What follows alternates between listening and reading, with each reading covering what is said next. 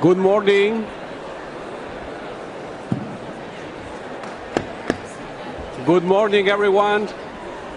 Please take your seats.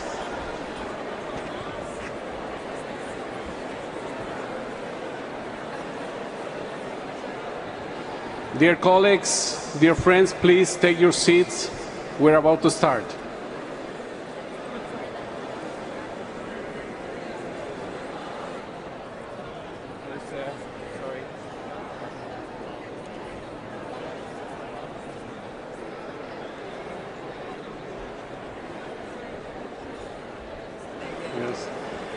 Good morning, everyone. Please take your seats. Thank you very much. We're about to start.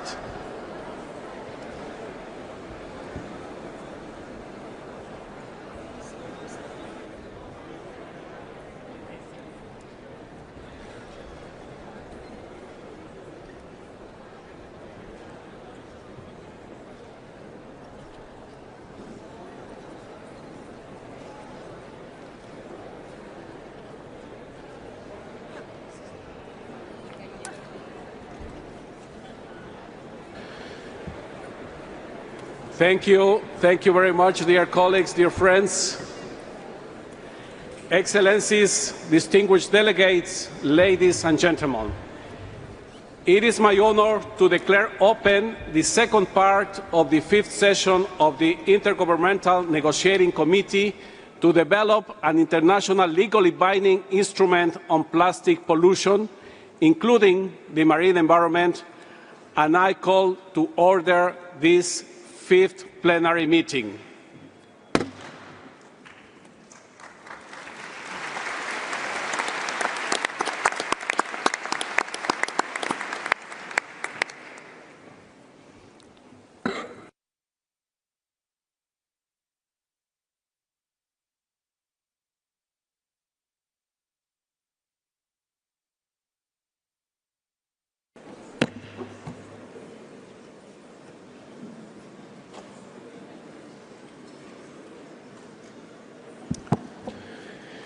Excellencies, distinguished delegates, observers, colleagues, and dear friends, I would like to begin my statement by addressing you in my mother tongue, Spanish, in order to warmly welcome you to the Palace of Nations for the resumed fifth session of the Intergovernmental Negotiating Committee. The Palace of Nations is a historic venue which was built to provide a home to the ideals of peace, freedom and cooperation among nations, and has witnessed key moments of multilateral diplomacy. Thus, we are in an enabling environment so that our will to work will translate into positive outcomes please allow me to begin by extending heartfelt thanks to those whose commitment and dedication has brought us to this critical moment. To Inga Anderson, Executive Director of the United Nations Environment Programme, for her constant guidance and unwavering defence of environmental multilateralism. Thank you very much, Madam Executive Director. To Jyoti Mata Philip, Executive Secretary of the Intergovernmental Negotiating Committee, and her outstanding team, thank you for supporting this process with professionalism, transparency and tireless dedication. Thank you so much, Jyoti. And to Katrin Schneeberger, Director of the Swiss Federal Office for the Environment, thank you for your generous welcome to Geneva, the bulwark of multilateralism and cooperation amongst peoples, and for your country's support throughout this process.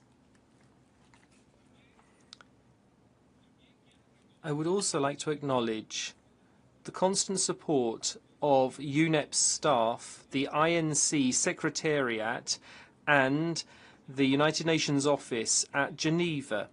Your logistic and technical support has provided us with the necessary foundations for fruitful work.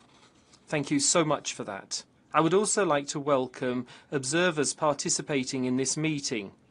I'd like to thank you for your valuable perspectives, technical skills and innovative ideas.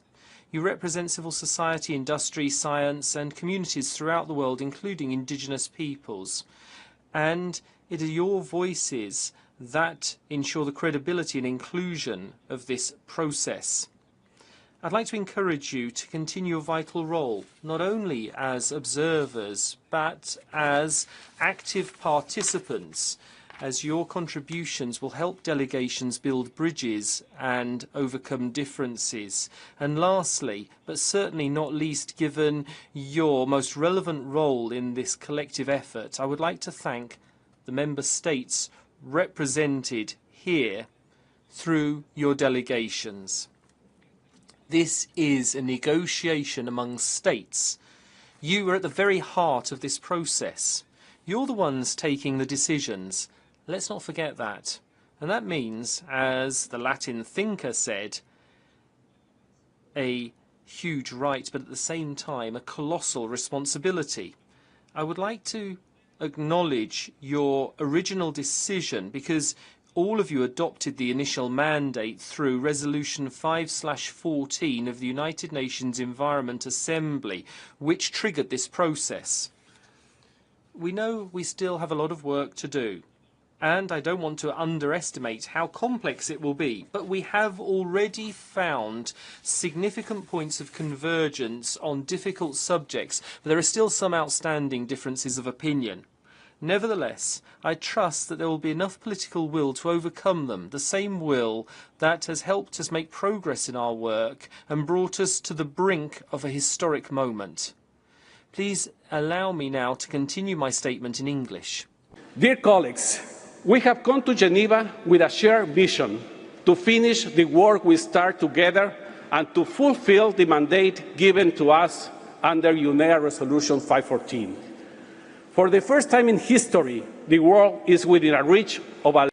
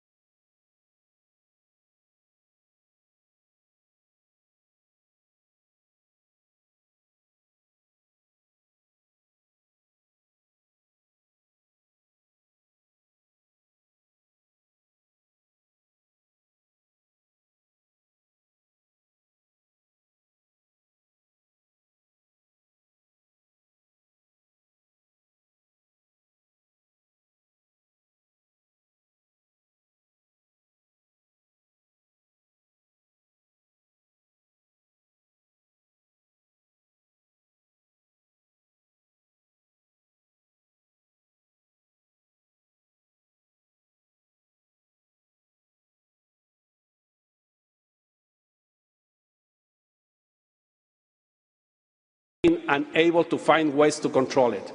Since it is a human-made crisis, it can and it must be tackled through human effort and global cooperation. We are supported by the best available science, which clearly shows that an effective international framework for cooperation and accountability, one that adopts a comprehensive approach throughout the life cycle of plastics, can significantly reduce plastic pollution and provide great benefits for both the environment and public health. You, Member States, have the mandate, information and authority to act. You understand your national priorities, your red lines and constraints. This moment demands concrete and meaningful progress, not maximalist positions, but joint solutions, not finger-pointing, but pragmatic engagement. This moment calls for a recognition that the common good does not conflict with national interests, but instead arises from a careful and courageous balance between them. Since the first part of these sessions ended, I have worked closely with the Bureau and the Secretariat to develop a clear, organized and tailored work plan that meets our needs at this stage. This plan aims to help you make rapid progress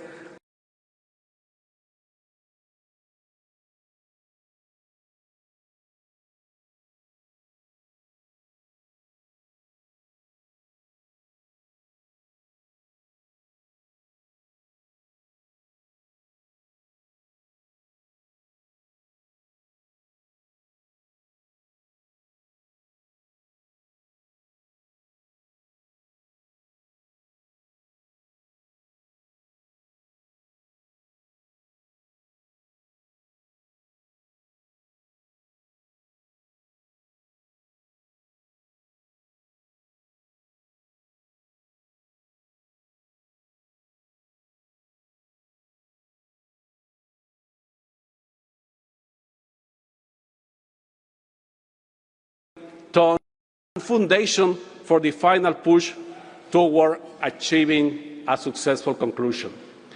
I urge delegations once again to approach this meeting with a spirit of collaborative engagement and increased ownership of the text. Remember, we are not just reviewing a document, we are setting the foundations for a global tool that could change the future of environmental history. And I must say, I'm confident in your constructive and intelligent contribution assignment. You are professional negotiators, experienced diplomats, and representatives of countries committed to a better future. I have full confidence in your ability to rise to this challenge. I believe in your capacity to achieve meaningful results this week and beyond, to refine the text and to find workable solutions to the most difficult remaining issues. I also want to thank and recognize the great work of our Bureau members and co-chairs of the contact groups. They have been taking on a demanding responsibility, and I trust their ability to lead productive, solution-focused discussions. I encourage delegations to support our co-chairs' efforts and empower them to help us find common ground, reach agreements, and move the process forward in good faith. Colleagues, allow me to recall a fact that I believe is clear to all of us. Time is of the essence. The world awaits substantial news from Geneva. People across continents are watching us with hope. They relied on this process to deliver not just promises, but real results. Let's see August 14 not as a deadline, but as a day of achievement. We need to complete a historic task by August 14 with an agreement that is effective, inclusive, implementable, and capable to evolving. I know that this won't be easy, But history is not built on comfort. It is built on courage, teamwork, and compromises. Together, we can make this meeting truly significant. Thank you very much.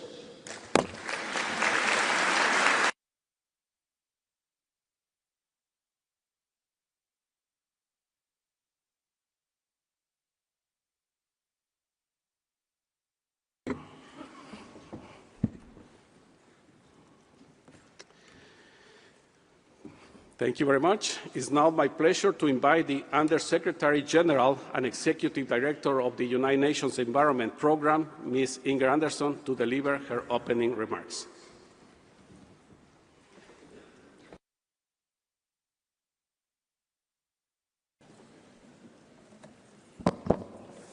Good morning. And let me start also by thanking you, dear Chair, Ambassador Luis Valdivieso, for your extraordinary leadership. We would not be here, we would not have reached as far as we have without it. Let me also thank you, dear Catherine Schneeberger, State Secretary, for opening the doors and the warm welcome that we have received here in beautiful Geneva and in beautiful Switzerland. And of course, let me thank my dear colleague, Diotimato Philip, the Executive Secretary, who has been leading this, and of course all the many colleagues behind her. But most of all, allow me to thank you, delegates, who have worked so hard to get us to this place. Also allow me to express appreciation to observers for their engagement throughout. So together we stand here with a warm welcome to this resumed session of the negotiation of the legally binding instrument to end plastic pollution, including in the marine environment. And my deep thanks to all for all the efforts that have gotten us here. Because almost 3.5 years have passed since that historic adoption at the United Nations Environment Assembly Resolution 514 in 2022. And it's now high time for member states to get the deal over the line. And today this means, of course, rolling up our collective sleeves, so to speak, and getting into the contact groups. And therefore, I will be brief. You face 10 days of intensive negotiations. You know this, and you know that you will have to work with hard work and long nights and determination, as you have done in all the other sessions before. And you also know that this will require the spirit of solidarity and compromise and understanding, as you have done before. But I believe, truly believe, that you can leave Geneva with a treaty gavelled. Because since Busan, you have enabled a real surge in diplomacy. You've been engaging with one another in informal settings, in bilaterals, in regional and consultations, across the regions and across viewpoints. And that has forged approaches, ideas, and yes, solution. And that engagement has been critical to getting us where we are today, as is indeed the most intense process of preparation that I have ever seen, demonstrating that member states who have joined as members of this process really want this treaty. So I thank you for this productive diplomacy, which has begun to carve out a path to a possible agreement. Now, I do accept that this path is narrow and at times a bit precarious, with a steep drop on either side, but we are here in the Alpine country where we're used to steep drops. So let us find a way, let us bind together to navigate this path. The only way to reach destination is by going together. I'm always inspired as I enter these halls here in Geneva. This city is the birthplace of modern multilateralism. And while the setup of the League of Nations was far from ideal, and while many voices were excluded and unrepresented, this city set in motion and saw the setting in motion of this noble notion that countries can come together to solve problems. And as we look out on the soaring heights of the Alps, Let us reach for those heights as we take inspiration from the past, but build and shape for the future. I also invite you to draw inspiration from the establishment of the Intergovernmental Science Policy Panel on Chemicals, Waste and Pollution, which could provide important science for the Treaty on Plastic Pollution. By agreeing to this panel in Punta del Este just 2 months ago, member states proved yet again that multilateralism delivers, and now it's your turn. As you get down to negotiating, I remind you that, which you know, that the world wants you to succeed. The world wants and needs to tackle plastic pollution crisis. People are frankly outraged by the plastic in their environment. They are worried, they are watching, and rightly so. Plastic pollution is already in nature, in our oceans, and in our bloodstreams, and the plastic leakage to the environment is predicted to grow. And if we continue as we are right now, then we will see plastic pollution growing even more, with significant consequences for the environment, for economy, as yet indeed for human health. I know that you know this, and I also know that you know that it is in your hands to get this done and make sure that we get this treaty gavelled. It is in your hands to protect ourselves, the environment, and future generations. It is in your hands to turn the plastics pollution challenge into an opportunity of solutions and new beginnings. And I want to assure you that we at UNEP, we will be there to support you. But ultimately, of course, the path is paved by you. So I ask you to reach across the aisle and start crafting the chair's text into that final agreement. One that draws on the many areas of convergence, one that starts with real strength, but also includes the hooks for future developments, and one that sets the world on a path to end plastic pollution forever. Thank you.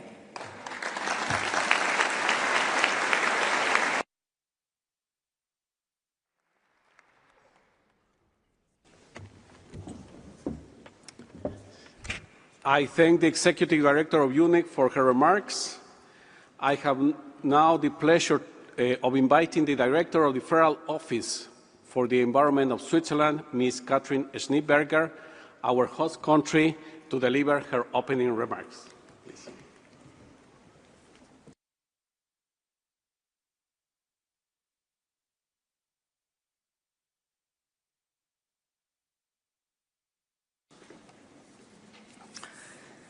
Mr. Chair, Madam Executive Director of the United Nations Environment Programme, dear Inger, Madam Executive Secretary of the INC on Plastic Pollution, Excellencies, distinguished colleagues.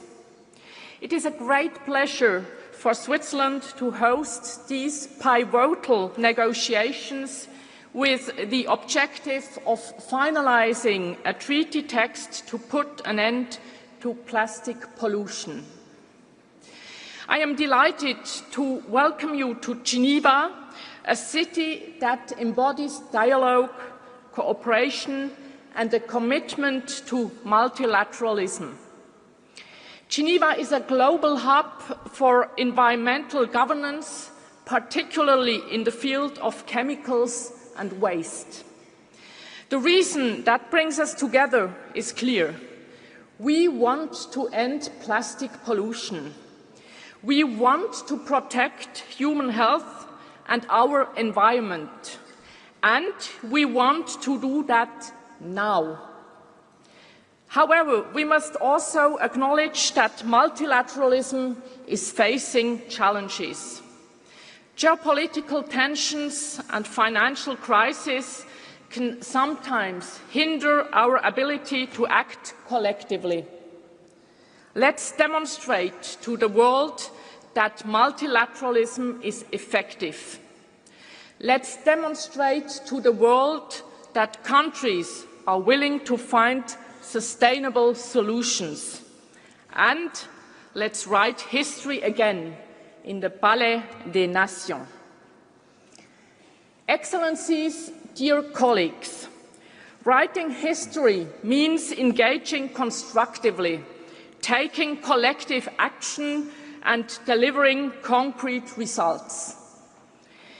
In the coming days, we have the opportunity to do just that.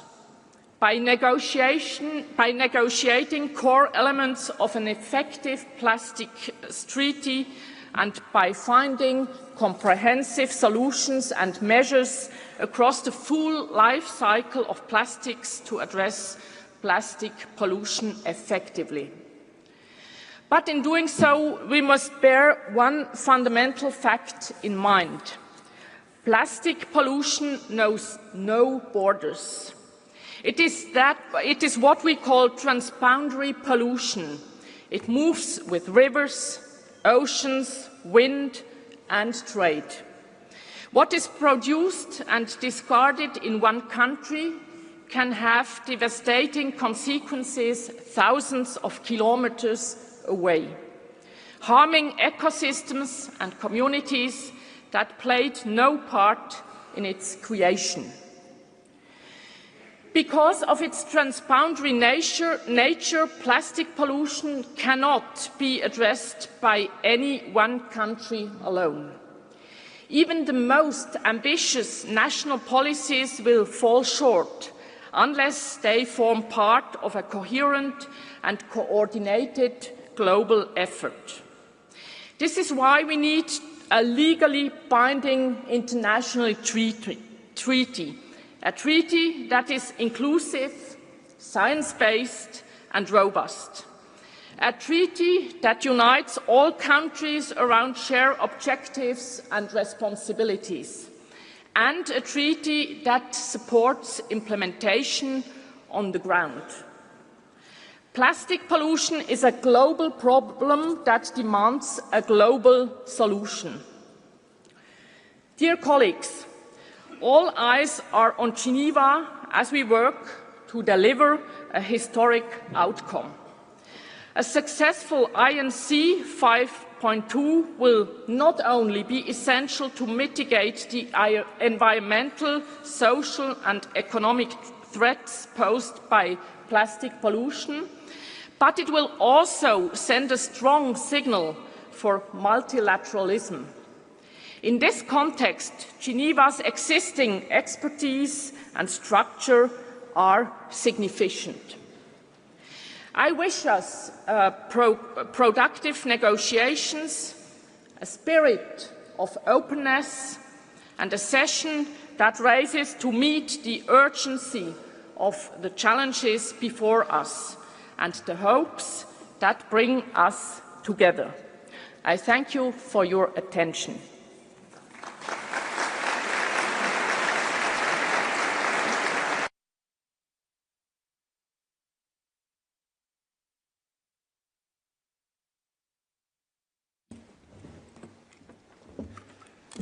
I thank the Director of the Federal Office for the Environment of Switzerland for her remarks. And now I would like to invite our Executive Secretary, Ms. Jyoti Mathur-Philip, to provide her opening remarks.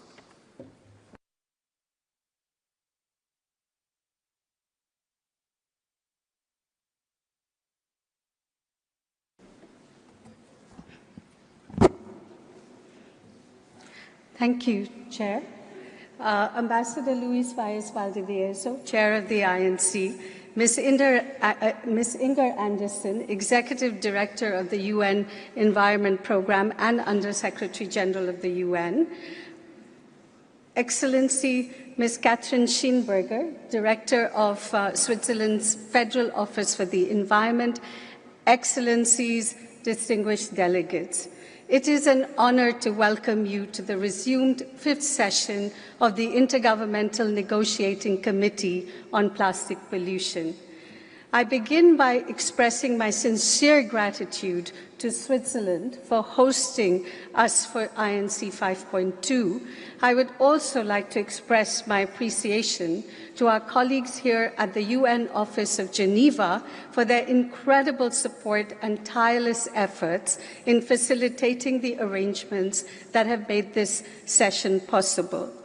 My deepest gratitude to the Chair of the INC for his leadership throughout his mandate since taking this very difficult mantle at INC3 in Nairobi in 2023, and to his incredible team too. Thank you. I would also like to thank Ambassador Gustavo Meza Quadra for his leadership till INC3. And of course, my deepest thank you to Ms. Anderson for her guiding hand, keeping us steady through all the turbulent and calm waters over the last 3 years. From UNEA 5.2, where this historic process began, to INC 5.2, we see not only symmetry in numbers, but also in our strengthened resolve. What was set in motion in Nairobi has weathered complexities, moments of challenge, and hard-won progress. And it is precisely this shared endurance that strengthens our resolve and brings us determined and forward-looking to this historic hall today and the birthplace of modern multilateralism. I'm deeply grateful to the members of the committee for your steadfast commitment over the past 3 years. My gratitude also extends to observer organizations whose ongoing engagement, deep expertise, and valuable insights reinforce the essential importance of inclusive and collaborative environmental multilateralism. I would also like to take this opportunity to acknowledge with great appreciation the donors whose generous voluntary contributions have been indispensable to the work of the INC and its sessions, and including the intersessional work and head of delegation meetings. Our thanks go to the governments of Australia, Austria, Belgium, Canada, Denmark, Finland, France, Germany, Ireland, Japan, Monaco, the Netherlands, New Zealand, Norway, Portugal, the Republic of Korea, Spain, Sweden, Switzerland, the United Kingdom, the United States of America, and to the European Commission. Thank you so much. Excellencies, distinguished delegates, we are a large group here these next 10 days. We have arrived here in Geneva with over 3,700 participants from 184 members of the committee and 619 observer organizations registered to attend INC 5.2. Once again, I am proud to say that we have brought together an experienced team from many different UNEP divisions, multilateral environment agreements, and of course the conference services and UN security teams to support this session alongside the extremely dedicated colleagues of the INC Secretariat. On this note, may I also remind you that the UN Code of Conduct applies to all UN meetings, and you will find this conduct available on the website.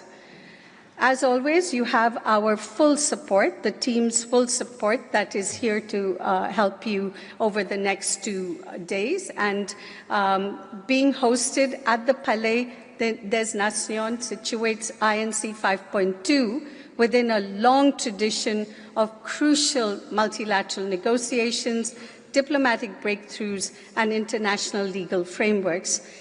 It is my hope that this session will now also be part of that legacy.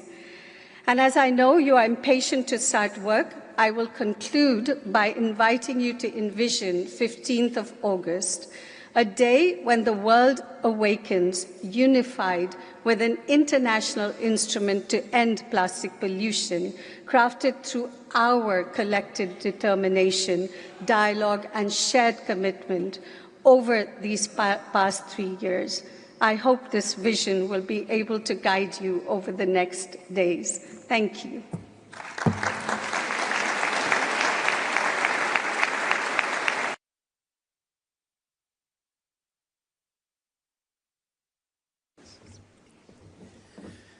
Thank you, Executive Secretary. Excellencies, distinguished delegates, ladies and gentlemen. Before I close this opening segment, I would like to voice my appreciation to Ms. Asha Challenger for her work as rapporteur of our process. Thank you, dear Asha.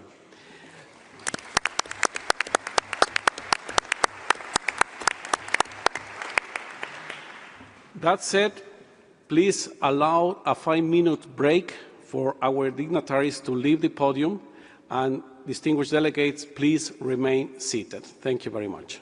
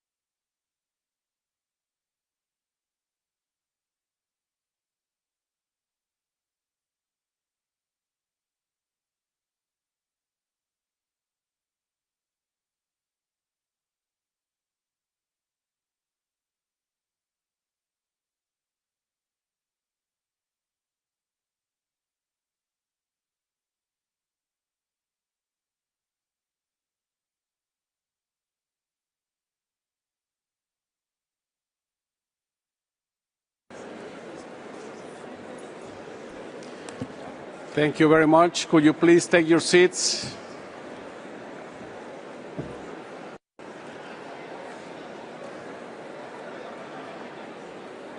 Thank you, dear colleagues. please take your seats.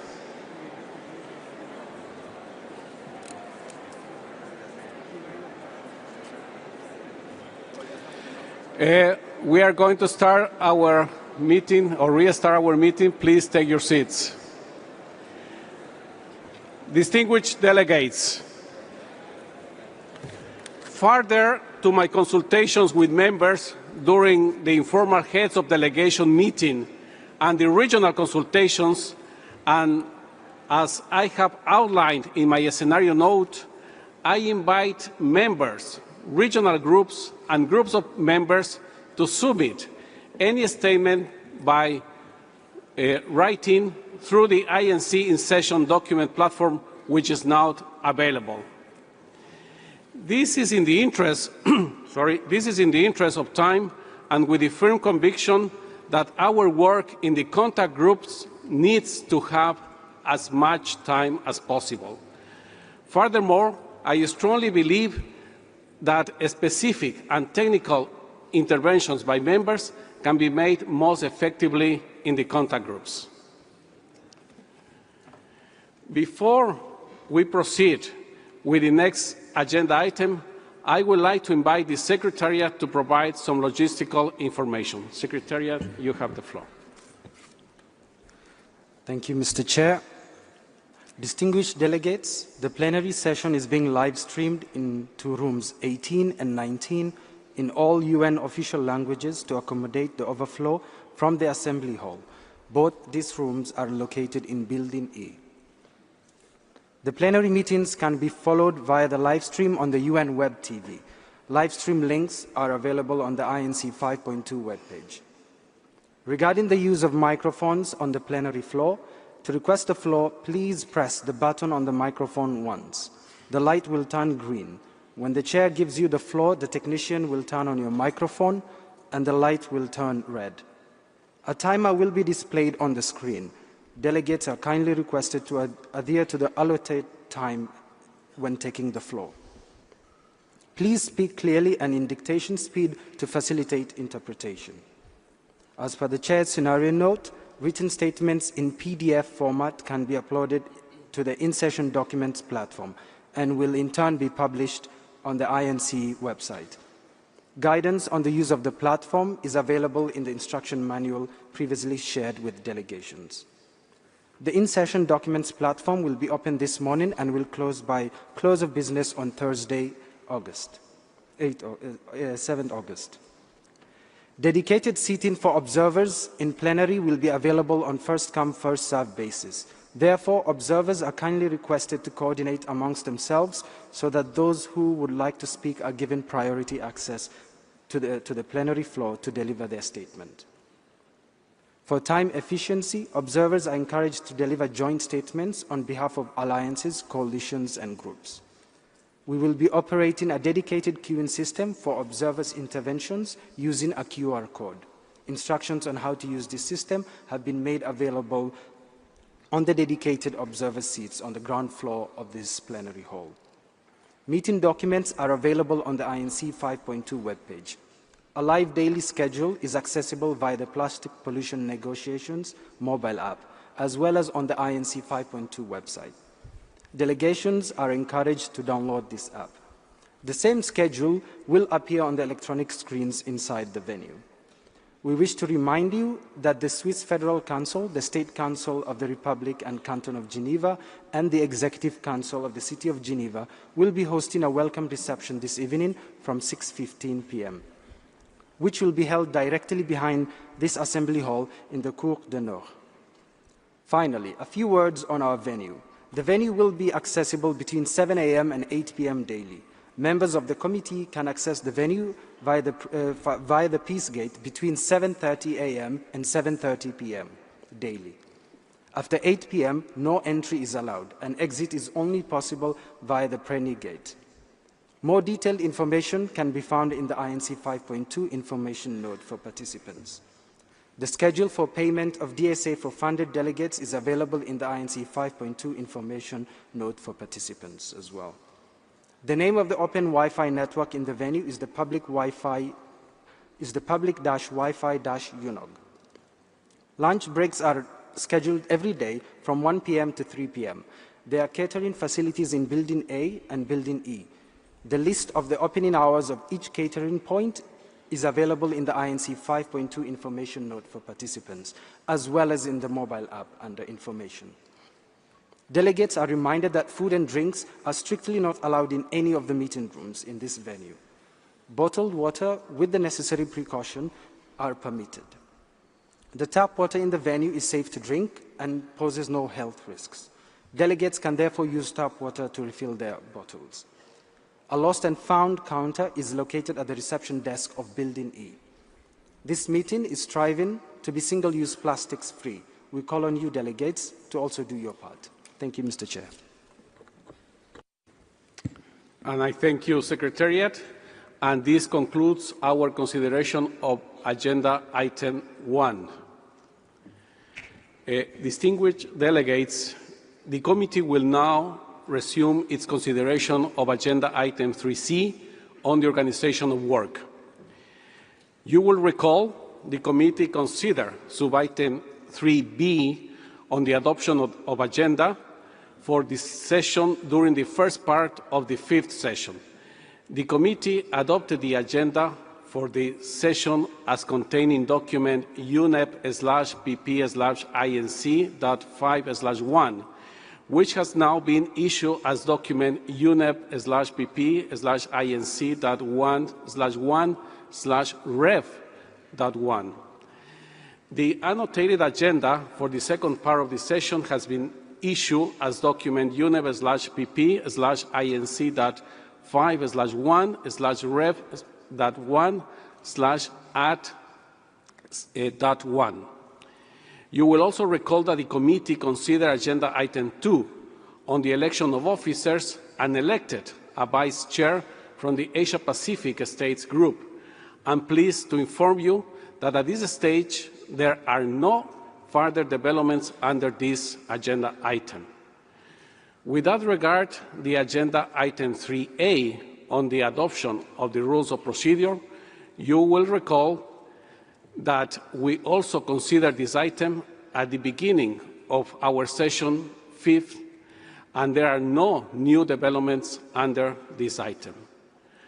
I want to recall that in accordance with the decision of the Intergovernmental Negotiating Committee at its first session, the draft rules of procedure as set out in the document UNEP/PP/INC.5/3 continue to apply to its work on provisional basis, with the exception of the bracket text in Rule 37. You will also recall that at the second session, the committee decided to adopt the following interpretive statement relating to Rule 38, Paragraph 1, on the draft rules of procedure. The Intergovernmental Negotiating Committee understands that, based on discussions on the draft rules of procedure for the Intergovernmental Negotiating Committee, there are differing views among Intergovernmental Negotiating Committee members on Rule 38, Paragraph 1, and its reflection in the report of the Intergovernmental Negotiating Committee on the work of its first session. Therefore, the provisional application of Rule 38, Paragraph 1 of the draft rules of procedure has been a subject of debate. In the event that Rule 38, Paragraph 1 is invoked before the rules are formally adopted, members will recall this lack of agreement. I trust that we will complete our work here in Geneva in a spirit of good faith and cooperation. I count on your support to ensure that we can work together constructively and effectively. Distinguished delegates, I will now outline the organization of work for the second part of the fifth session as contained in the scenario note for the resumed session issued as document UNEP/PP/INC.5/INF/13. Given the limited amount of time available to us at this resume session for the completion of our negotiation process, it is essential that we organize our work with the aim to promoting a successful session that delivers on the mandate of UNEA Resolution 514. Our entire approach to the organization of our work must be guided by the objective of completing our negotiations by achieving agreement on the text of an international legally binding instrument and identifying any issues for consideration by the diplomatic conference. We should focus on bridging remaining gaps, resolving differences, and finding a common way forward in achieving agreement on the text of the instrument. The committee might also wish to consider reflecting in the report of the session any issues that might need to be considered by the Conference of the Party. I have been consulting with members, including through regular Bureau meetings and the informal heads of delegation meetings on 30 June to 2 July 2025 and on July 18 on the most effective way to organize our work to support the finalization of the text of the instrument at this resume session. Based on these consultations and our common objectives, I'm proposing the organization of work as follows. As you will recall, the committee agreed that the draft text circulated by the chair on 1 December last year will be used as the starting point for negotiation of the future instrument at the resume session.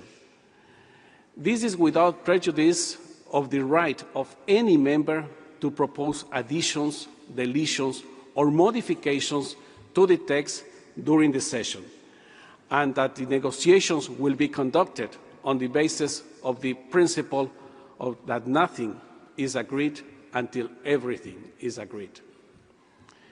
I would therefore like to emphasize and make it clear from the outset that the starting point for the negotiations in the contact groups is the draft text that was circulated on 1 December. Distinguished delegates, let me first address the contact groups. As you will recall, during the first part of the session in Busan, the committee established 4 contact groups, each with a clear, defined mandate covering specific clusters of issues and appointed their respective co-chairs. I propose that these 4 contact groups continue their work at this resume session. The mandates of the contact groups remain generally as agreed at the starting of our session in Busan, with one fine-tuning based on the consultations we had during the formal heads of delegation meeting and with the Bureau, and as outlined in my scenario note.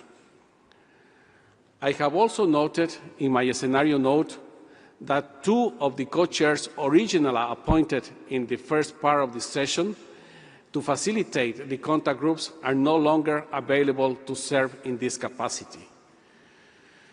I wish to take this opportunity to extend my appreciation to Mr. Boachi of Ghana and Ms. Min Young of the Republic of Korea for their contribution to the work of the committee in their capacity as contact group co-chairs. After consultations, I propose that the committee appoint Mr. Peter Justice Derry of Ghana as co-chair of Contact Group 2, and Mr. Go Kobayashi of Japan as co-chair of Contact Group 4.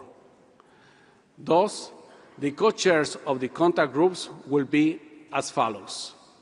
Contact Group 1 will be co-chaired by Mr. Axel Borgmann of Germany and Ms. Maria Angelica Ikeda of Brazil.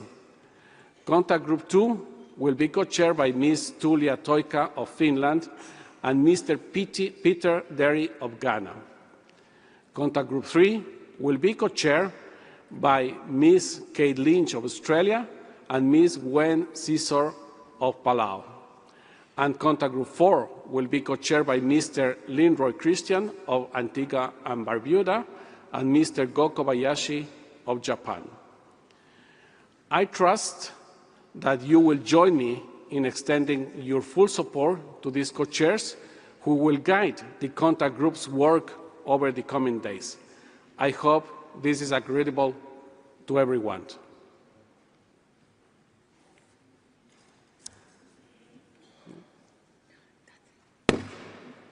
Thank you very much.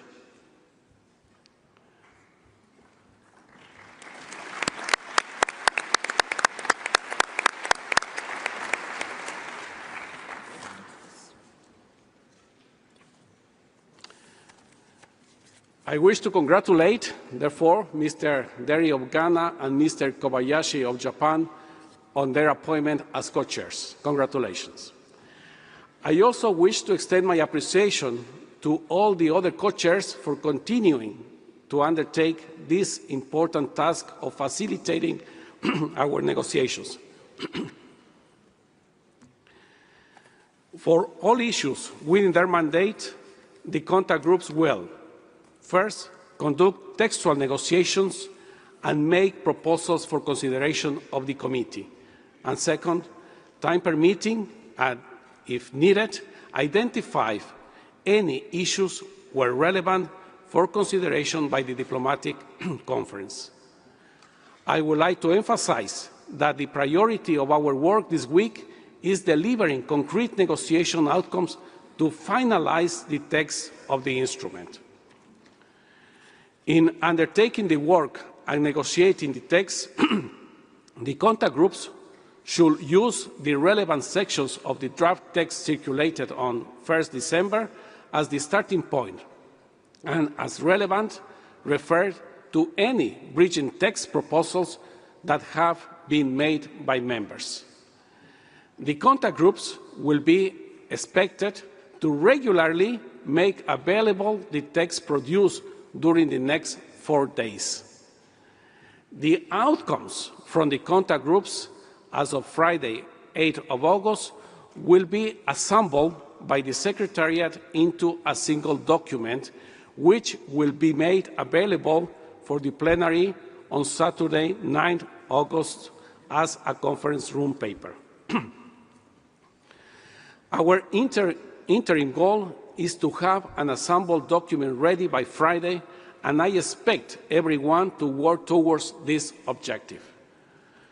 For this assembled document, each contact group will be expected to present draft text that is as clean as possible across the articles within this mandate. Having gone through several iterations of compilation text during INCs 3, 4, and 5.1, at this stage, collective ownership needs to be the guiding light. Work in the contact groups must move in line with advancing the development of text with a view of reaching an agreement by the end of the resumed session. For these purposes of this assembled document, the contact groups are expected to provide by Friday evening, 8 August, a text of which there is convergence that could be forwarded by the plenary to the legal drafting group. B, any text requiring further work and its status, as well as proposed ways forward for resolving differences. And C, where relevant, any issue to be raised by the committee to consideration by the diplomatic conference. I would like to emphasize that this assembled document will provide a snapshot of the status of the negotiations and will not be the final document. Therefore, I do not expect any textual negotiations on this assembled document at the stocktake plenary meeting on Saturday. For the stocktake plenary, I have 3 expectations. Firstly, that the committee will be in a position to transmit a number of articles to the legal drafting group with the understanding that nothing is agreed until everything is agreed.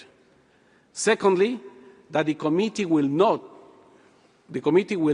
articles that have overall convergence but still require some refinement before they can be transmitted to the legal drafting group. Lastly, that the committee will take note of the few articles with remaining open issues. With this in mind, I expect the committee will then be able to determine the most appropriate modalities of work to enable us to focus on critical issues and make the necessary progress to finalize the text. Each contact group should have the flexibility to organize its work in the most effective manner possible to foster convergence and further development the draft text of the instrument across all areas within its mandate. It will also be important to ensure a degree of consistency in the method of work across the contact groups. I request the co-chairs to provide clarity at the outset of their approach to the conduct of their work.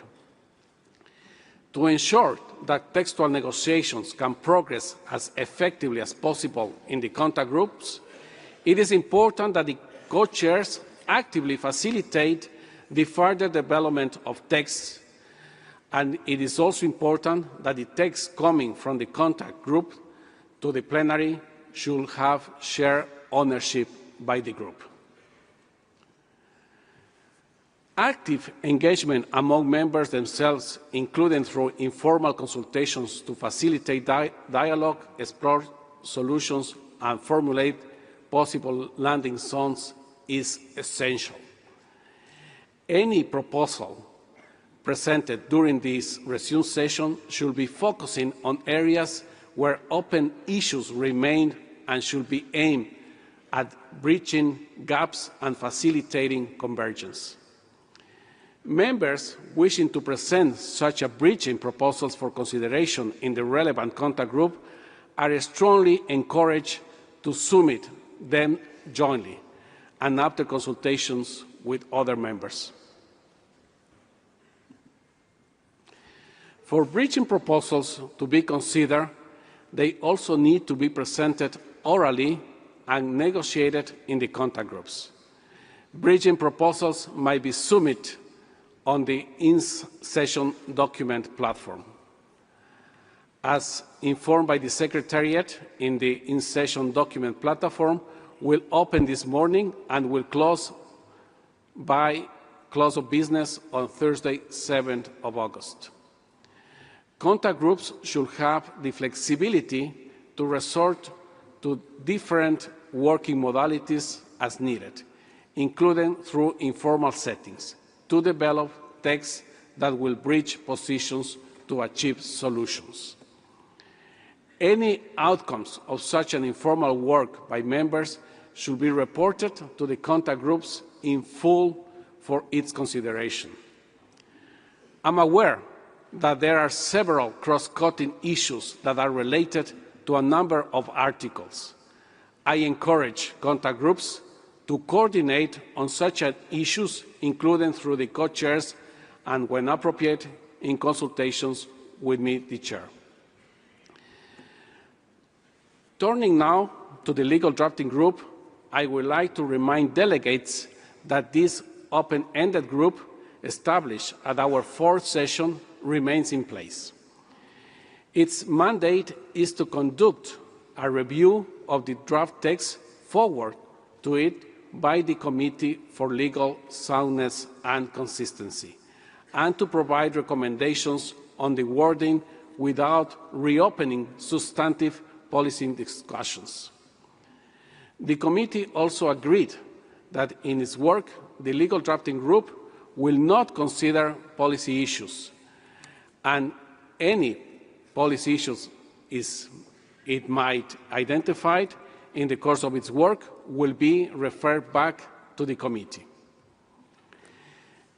The meetings of the legal drafting group will be convened by the co-chairs, Ms. Annick Baudouin of Canada, Mr. Jean Kenfag of Cameroon, and Mr. Eyad Al-Hubra of Saudi Arabia.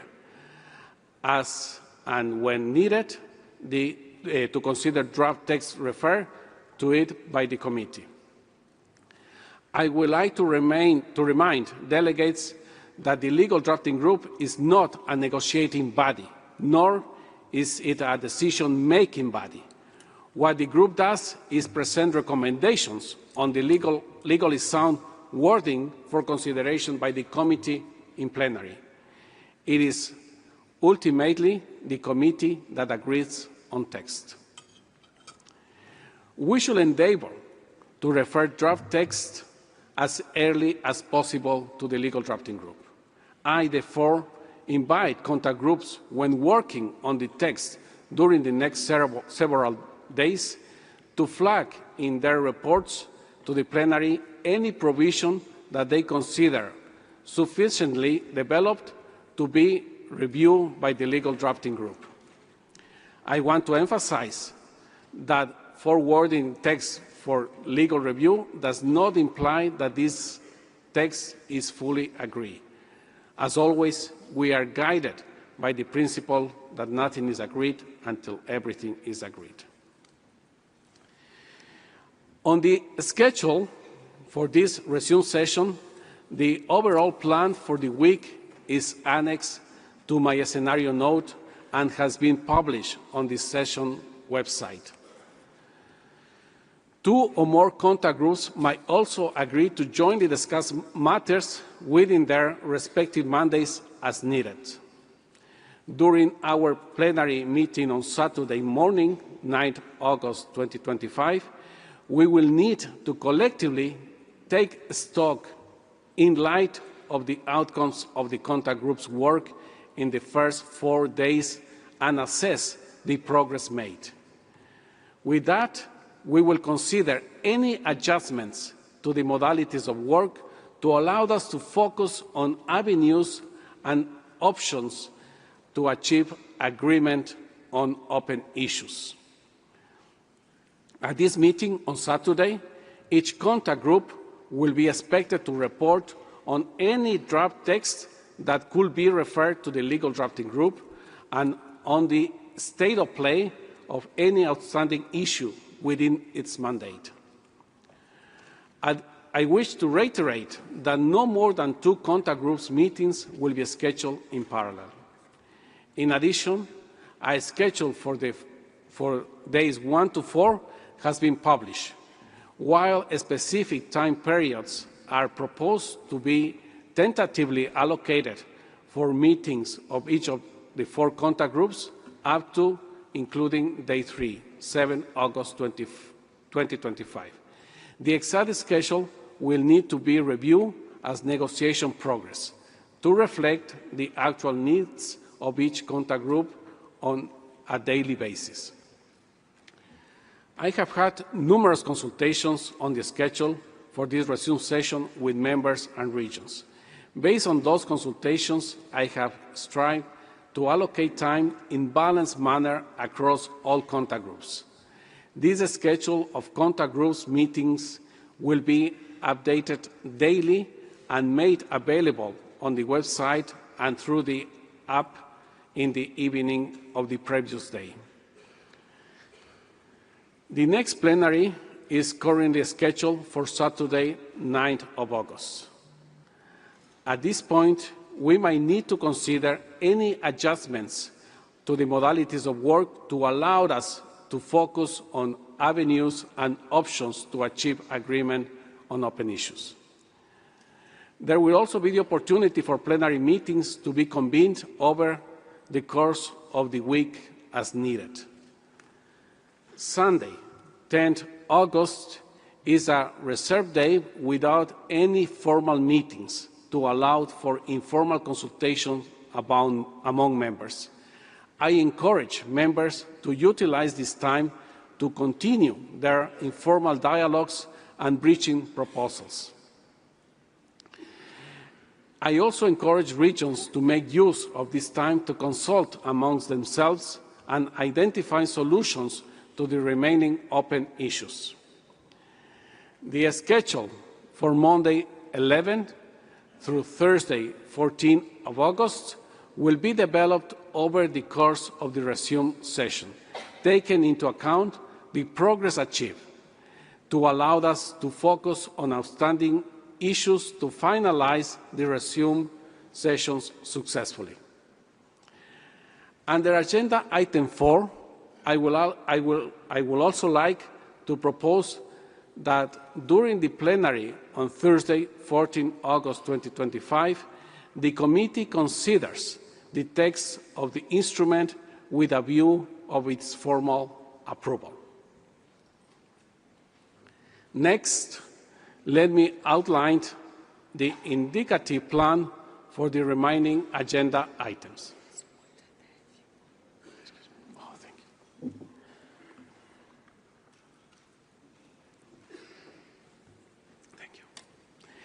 you. Next, let me outline the indicative plan for the remaining agenda items. It was good with the water. In the plenary of Thursday, 14 of August, we will also consider Agenda Item 5 on other matters. Should there be any issue that the committee might wish to refer for the consideration of the diplomatic conference for its consideration, this can be addressed under this agenda item. I will also invite the Executive Director of UNEP to inform the committee on the next steps regarding the diplomatic conference under this agenda item. Further, under this agenda item, I will invite the Secretariat to present the practice on how approved texts of treaties are reviewed for minor editorial adjustments, as well as the process through which all language versions can be verified. Should any member wish to raise any other matters under this item, I invite you to inform me at this plenary meeting. During the plenary meeting on Thursday, 14 of August, the committee will also consider Agenda Item 6 on the adoption of the report of the session.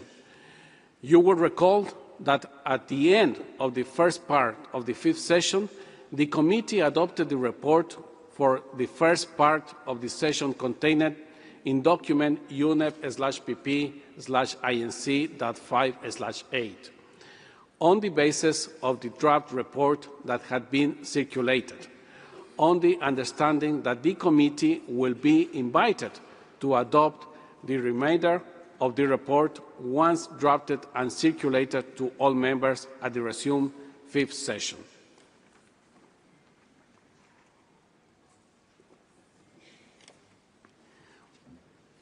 In this connection, the committee will be invited to consider and adopt the remainder of the report of the work of the first part of the fifth session under this agenda item and the draft report for the second part of the session, capturing the early parts of the proceedings and discussions during the resumed session. Finally, on Thursday, 14 August, the committee will consider Agenda Item 7 at the closing of the session. I believe that this mode of operation, built on the basis of discussions in the Bureau, dialogues with members, including in the informal heads of delegation meetings, will allow us to be most productive over the next 10 days. I take it that we can proceed together with the approach just outlined.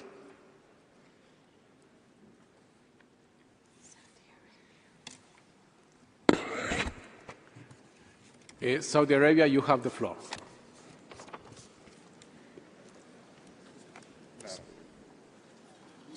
شكرا سيدي الرئيس. سيدي الرئيس، لدي مداخلة باسم المجموعة العربية حول آلية العمل. السيد الرئيس، لجنة التفاوض الدولية الحكومية. I'm sorry to interrupt. If you could allow us 1 minute to change the language here. How do we do that? This one here? Okay.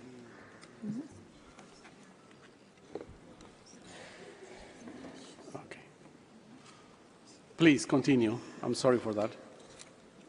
السيد الرئيس، لجنة التفاوض الدولية الحكومية وأصحاب السعادة، من دواعي سروري أن أتحدث باسم مجموعة الدول العربية المكونة من 22 دولة تمثل ما يزيد عن 480 مليون نسمة. في البداية نؤكد التزامنا الراسخ بالتفويض التي حددته الجمعية العامة للأمم المتحدة للبيئة في قرار 514، والذي يوحدنا في الهدف المشترك المتمثل في التعامل مع تحدي التلوث البلاستيكي. إن هذا القرار يشكل أساس عملنا ويعترف بالظروف الخاصة للدول النامية وقدراتها ومستويات تنميتها المختلفة، كما يؤكد مبدأ المسؤوليات المشتركة ولكن المتباينة بين الدول المتقدمة والنامية، وذلك في الظروف الوطنية المختلفة على النحو المنصوص عليه في إعلان ريو. فيما يخص تنظيم العمل، السيد الرئيس، نود أن نعرب عن قلقنا من إدراج المادة السادسة ضمن جدول أعمال المجموعة الأولى للاتصال في الجلسة الأولى، وذلك على الرغم من الدعوات المتكررة من العديد من الدول بما في ذلك بعض مؤيدي هذه المادة أنفسهم لتأجيل مناقشاتها إلى وقت لاحق خلال الدورة. وقد تكرر هذا الطلب مؤخرا خلال الاجتماع الافتراضي لرؤساء الوفود. ورغم أننا لا نتفق بالضرورة مع هذا القرار في الجدولة، فإننا نحترم تقدير السيد الرئيس وسنشارك بشكل بناء في المناقشات. ومع ذلك نؤكد أنه إذا لم يتم التوصل إلى حل بشأن هذه المسألة، فإننا نحث اللجنة على الانتقال السريع إلى مواضيع أخرى بدلا من الاستمرار في مناقشة مسائل يوجد حولها تباين واضح في وجهات النظر. ويمكن معالجة القضايا الخلافية بشكل أفضل في اجتماعات غير رسمية بدلا من مناقشتها في مجموعات الاتصال نفسها. وينبغي أن نصب تركيزنا على ضمان بداية سلسلة وبناء للجلسات التفاوضية في هذه المرحلة الحاسمة وبناء الثقة مع جميع الأطراف. أخيرا نود أن نؤكد على الحاجة إلى وجود آلية واضحة وشفافة لتنظيم الجلسات الغير رسمية. فعلى الرغم من أن الجلسات الغير رسمية التي تعقدها الأطراف يمكن أن تلعب دورا مفيدا، إلا أن العدد المفرط منها أو افتقارها إلى تنظيم قد يثقل على كاهل الوفود، خاصة تلك الوفود التي لديها عدد محدود من الأعضاء، وقد لا تكون دائما فعالة أو شاملة.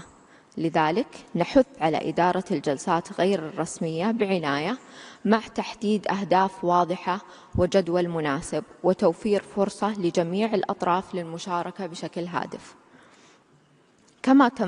كما تود مجموعة الدول العربية أن تتقدم بطلب أن تنتهي جميع اجتماعات مجموعات الاتصال في موعد أقصاه الساعة 9 مساء، والذي يعد أمرا بالغا في الأهمية خاصة بالنسبة للوفود ذات عدد المحدود من الأعضاء، حيث تواجه تحديات كبيرة في الحفاظ على المشاركة الفعالة خلال الجلسات المطولة. إن تحديد ساعات عمل معقولة أمر ضروري لضمان جودة المفاوضات وتحقيق مشاركة عادلة وشاملة لجميع الوفود. ونشجع جميع الأطراف على دعم هذا النهج حتى نتمكن من تحقيق أفضل النتائج الممكنة لهذه المفاوضات الهامة. إن مجموعة الدول العربية على أتم استعداد للمشاركة بشكل بناء، ساعية لتحقيق معاهدة متوازنة وشاملة وفعالة تحقق فرقا ملموسا على أرض الواقع لصالح جميع شعوبنا. شكرا سيدي الرئيس.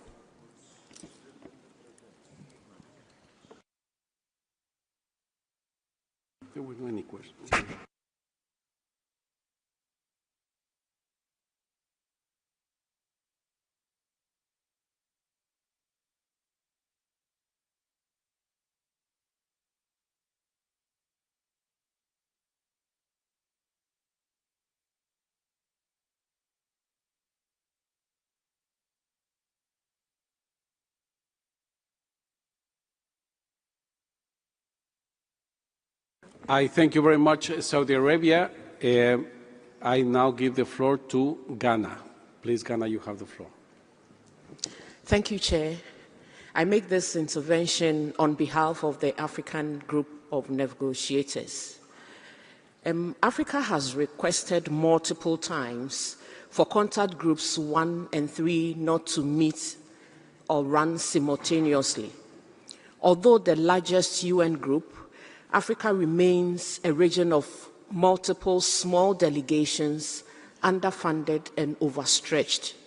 In the spirit of inclusivity and transparency, we demand our requests be taken into account and the schedule be adjusted accordingly to ensure that contact groups 1 and 3 do not meet simultaneously. Indeed, the AGN is unable to participate in the contact group discussions if this issue is not resolved. I thank you, Chair. And I thank you very much, Ghana. Now I would like to give the floor to Marshall Islands, please.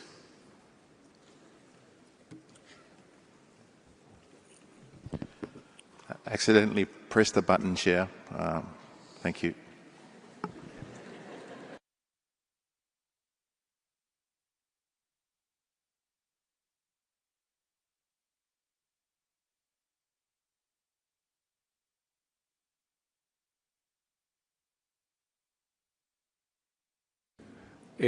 Well, thank you. I'm sorry for that mistake. And now Angola, please.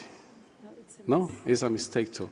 Something is happening. Let me check with the Secretariat because I have a list of speakers here. And, well, we will check immediately. Yeah.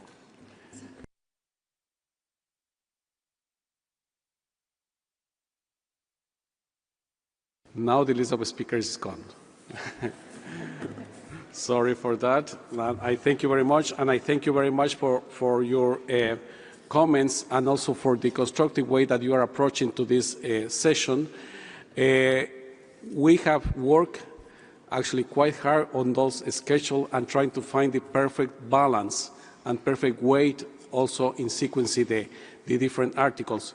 That's why we are presenting the schedule for the 2 first days, and as I have mentioned before, with the flexibility given in the contact groups also to discuss about this.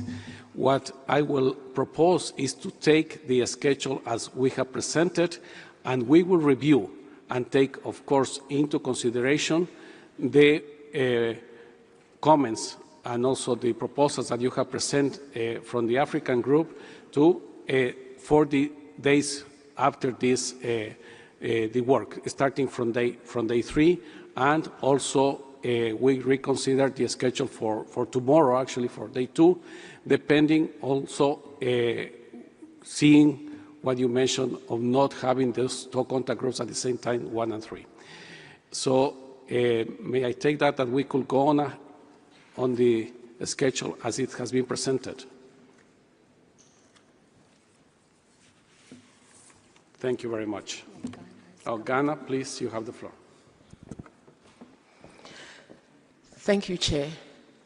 Chair, I do want to remind you that this request was made during the heads of delegations meeting because there was the same challenge. And I do recall that in plenary, you gave us your word that the co-facilitators will handle it during the contact group discussions. It never happened. It never happened, and the 2 groups met simultaneously.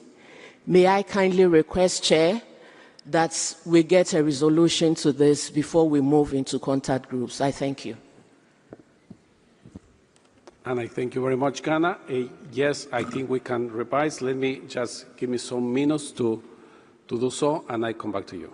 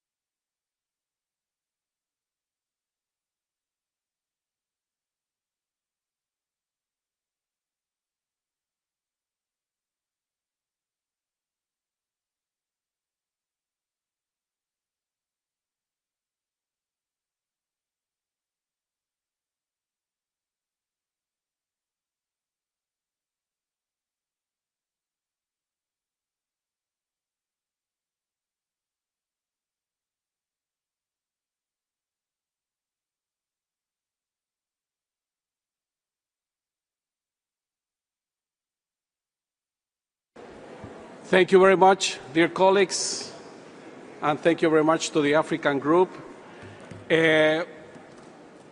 My task as chair is also to give these possibilities and as a principle guiding our negotiations that you members feel comfortable in these negotiations and also in the contact groups. So we are working and we have a proposal. So contact group 1 and 3 won't meet at the same time. Instead, it will be contact group 2 and 3 meeting at the same time, and then contact group 1 and 4 meeting at the same time. So we change 3 for 4 today and also tomorrow. I hope that that will be agreeable for everyone. We have Iran, and Brazil is voting.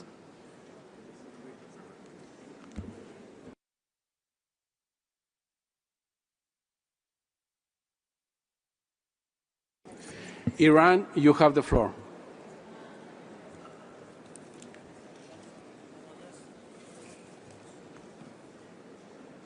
Thank you very much. Iran, have you asked for the floor? Yes, thank you very much. Please, you have the floor. Good morning, colleagues. Since this is the first time that we have the floor, we wish to appreciate you and also the INC Secretariat, as well as the government of Switzerland for giving us another opportunity to sit together and try to resolve the outstanding issues with the hope that we could conclude these negotiations in this conference. Since a part of my concerns have been raised previously by distinguished speakers of African group, Ghana, and also Saudi Arabia, I do not repeat them, and thank you very much for the resolution of simultaneously contact group meetings. My suggestion is with respect to diplomatic conference and the references for raising some issues for consideration by the diplomatic conference.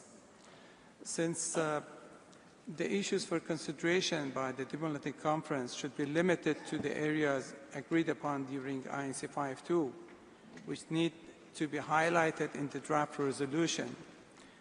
And such issues shall in no way determine any agenda, including the discussion on substantial issues between the diplomatic conference and the first COP meeting of the future instrument, and or prejudge the first COP decision on its priority areas of work, including establishment of any subsidiary bodies, annexes, list of possible products and substances, targets, and timelines. So the diplomatic conference should be of ceremonial nature and nothing more than it. And we expect that we can stick to this understanding, since this is exactly the language of Article 12 of the Union Resolution 5/14, which only requests the Executive Director to convene a diplomatic conference for the purpose of adopting the instrument and opening it for signature. Thank you.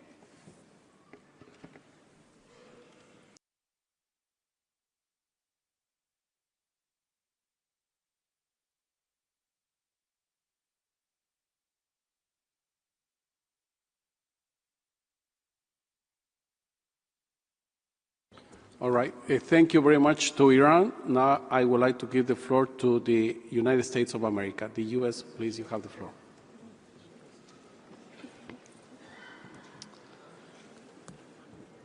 Thank you very much, Chair.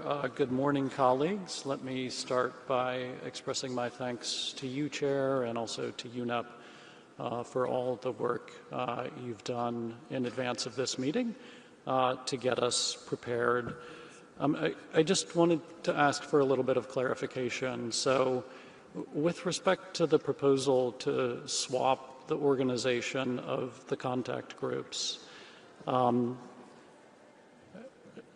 I maybe just have a couple questions about this. In principle, to us, we're actually quite flexible. The issue is we prepared for the meeting using the scenario note proposed, as we understood it, by the chair and endorsed, we had understood, in the Bureau meetings. And thus, we have brought a team here that is actually prepared, and we have certain people that bounce in between contact groups that have prepared for the meeting and the negotiations with the particular pairing that had been proposed for us to use at the meeting. So we're going to need just a couple of minutes. We just need a little bit of time here to actually think through what this means. As I said, I don't think, in principle, this wouldn't have been a problem for us, but it's not the way that we prepared for the meeting, precisely because it's not the way that had been proposed. So that's the first thing. We need just a couple minutes to sort through this. Secondly, Chair, I would actually like to hear and understand better from you, to have a more detailed readout of what it was that the Bureau did in taking up this issue. So normally the Bureau is the group that we as the parties, as the member states, entrust with working through the organizational details like this. The Bureau has regional representation, and so the idea is that the Bureau comes together, there should be regional buy-in, not on substance, but as it relates to having a good, clear, agreed process that everybody understands moving forward, rather than say what we're doing right now, which is debating the actual processes and organization of contact group schedules in the plenary session. In fact, to us, that's the fundamental and core task of the Bureau, for efficiency to be able to organize ourselves using the structure of the Bureau. So perhaps could I, as we take a moment internally in our delegation to talk about how we are reorganizing ourselves, much like the Africa group said, this current schedule presents some problems to them. Just to be honest, we would have expected that to be raised in the Bureau, debated there, and it would have been much easier to try to find solutions to this issue in the Bureau itself, which to us is the actual purpose of the Bureau. So I'd specifically request, Chair, that you provide us some flavor of what went on in the Bureau that has led us to where we are. And this delegation and perhaps others will then have a few minutes to sort of give a little bit of consideration to this proposal to change the organization from what we expected coming into this meeting. And then finally, Chair, could I ask you to please clarify specifically, I had heard Saudi Arabia on behalf of the Arab group make a suggestion with respect to Article 6. Could you please clarify, and it was a procedural related request as I understood it, if I could ask you to please clarify our path forward on that. Thank you. And I thank you, the U.S., the United States. Now I give the floor to Iraq. Yes. شكرا سيد الرئيس. إن وفد بلادي يسعده في البدء تقديم خالص التقدير والامتنان لجهودكم المبذولة في قيادة هذا العمل المهم بطريقة مميزة ولفريقك المميز. كما يسعدني أن أتقدم بالشكر والتقدير لدولة سويسرا لجهودهم المبذولة واستضافتهم الكريمة لهذا الاجتماع المهم ولكل التسهيلات المقدمة للوفود المختلفة. ولا يسعني إلا الثناء على جهود الإعداد المتميزة والتحضير المتفاني لبرنامج الأمم المتحدة للبيئة وللأمانة الموقرة لهذا الاجتماع ولكل المساعدات المقدمة لنا وللوفود الموقرة جميعا. في الوقت الذي يود فيه وفد بلادي دعم البيان المقدم باسم المجموعة العربية من قبل المملكة العربية السعودية، وخصوصا فيما يتعلق بالبند السادس من نصكم الكريم، والذي حسب رأينا لا يتضمن مضمونا يمكن له أن يصب في عنوان البند، وهو تحقيق استدامة الاستهلاك والإنتاج. وإن وفد بلادي يود أن يؤكد استعداده للعمل بشكل جاد وأن الوفد بلادي حريص جدا أن نصل خلال اجتماعنا هذا إلى اتفاق قوي وكافي لمعالجة مشكلة التلوث البلاستيكي يتضمن بنودا متوازنة ومسؤوليات وأدوار مشتركة، وذلك لا يمكن التحقيق بدون التحلي بروح من المرونة والواقعية وعدم التمسك بأحكام ليس لها مساس حقيقي في جوهر قضية التلوث البلاستيكي. نحن هنا جميعا نتشارك هدفا واحدا، ويجب أن تسقط خلافاتنا عند الوصول لحدوده. مبادئ مهمة كمبدأ الحق السيادي في استغلال الموارد الطبيعية لكل دولة والمسؤولية المشتركة ولكن المتباينة بين الدول النامية والمتقدمة هي مبادئ تنير لنا الطريق لو أردنا تحقيق النجاح، وهكذا فعل الذين قد سبقونا. سأترك سيد الرئيس مداخلات الفنية لوفد بلادي لغرض عرضها خلال مجاميع الاتصال المختلفة. شكرا سيد الرئيس. And I thank you, Iraq. And now I will give the floor to Senegal. Please, Senegal, you have the floor. Merci bien, Monsieur le Président. Bonjour, chers tous. La délégation commence d'abord par remercier la Suisse de tous ses efforts et d'avoir accueilli en un laps de temps donc, cette importante réunion dont nous pensons qu'on va avoir un succès ici à Genève. Nous nous rallions aussi à la déclaration du Ghana faite au nom du groupe africain et concernant les contacts groupes 1 et 3 en même temps. Les États-Unis ont raison de poser cette question et de se référer au bureau. Et c'est pour cela que nous prenons la parole aussi en tant que représentants de l'Afrique au bureau. Ça a été très bien posé au bureau après qu'une lettre du Ghana eut été écrite au secrétariat et au chair. Donc quand l'Afrique écrit aussi et quand l'Afrique présente ses points au bureau, nous souhaitons que tout cela soit respecté. Et je pense que c'est une bonne approche qu'on va retenir que quand des délégués représentant leur groupe prennent la parole et expriment les inquiétudes, que ces inquiétudes-là soient prises en compte. Donc ce n'est pas le lieu ici de le faire, ça aurait pu être réglé depuis très longtemps. Mais nous acceptons la proposition d'avoir les contact groupes comme le chair l'a présenté pour que ça puisse remplacer le contact groupe 1 et 3 qui doivent se tenir en même temps. Donc merci. I thank you very much, Senegal.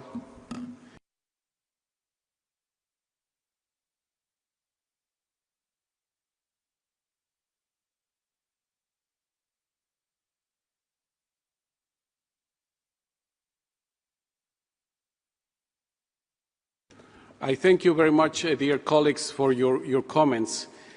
It has taken us 3 years to come here to Geneva, and we are a few days to make history and to start working as soon as possible to make that possible. About the organizational work, it has been brought to the Bureau. We've been working together with the Bureau about the organizational work for this resume session. It was also presented a draft scenario note to the members of the Bureau, also to work on that clear picture, so to say, for this session. Based on those discussions, prolonged meetings also with the Bureau on organizational work, the Secretariat and I will work on the schedule that we have presented. We have received also, and thank you very much to the African group and from Ghana, the coordination, their proposals, and the proposals could be adjusted with too much moving of the schedules, because we are moving the provisions that are were going to be considered the same day, for today and tomorrow.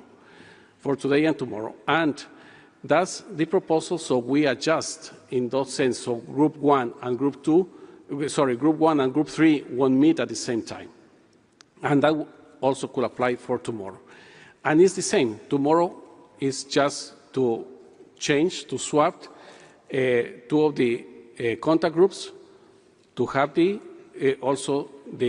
to take the proposal from Africa, not to meet at the same time 1 and 3. About Article 6 and any other provision that we are going to deal with in the contact groups, we have to give it the chance of negotiation. We have to start from some place. And my proposal, as you have seen in the scenario note, is that we cover all provisions in these 4 days, all provisions. And I have mentioned also in my remarks here in plenary that any issue that will require extra discussions, also the contact groups and the co-chairs of the contact groups will have that flexibility to identify the need of an informal setting to start working with those specific issues.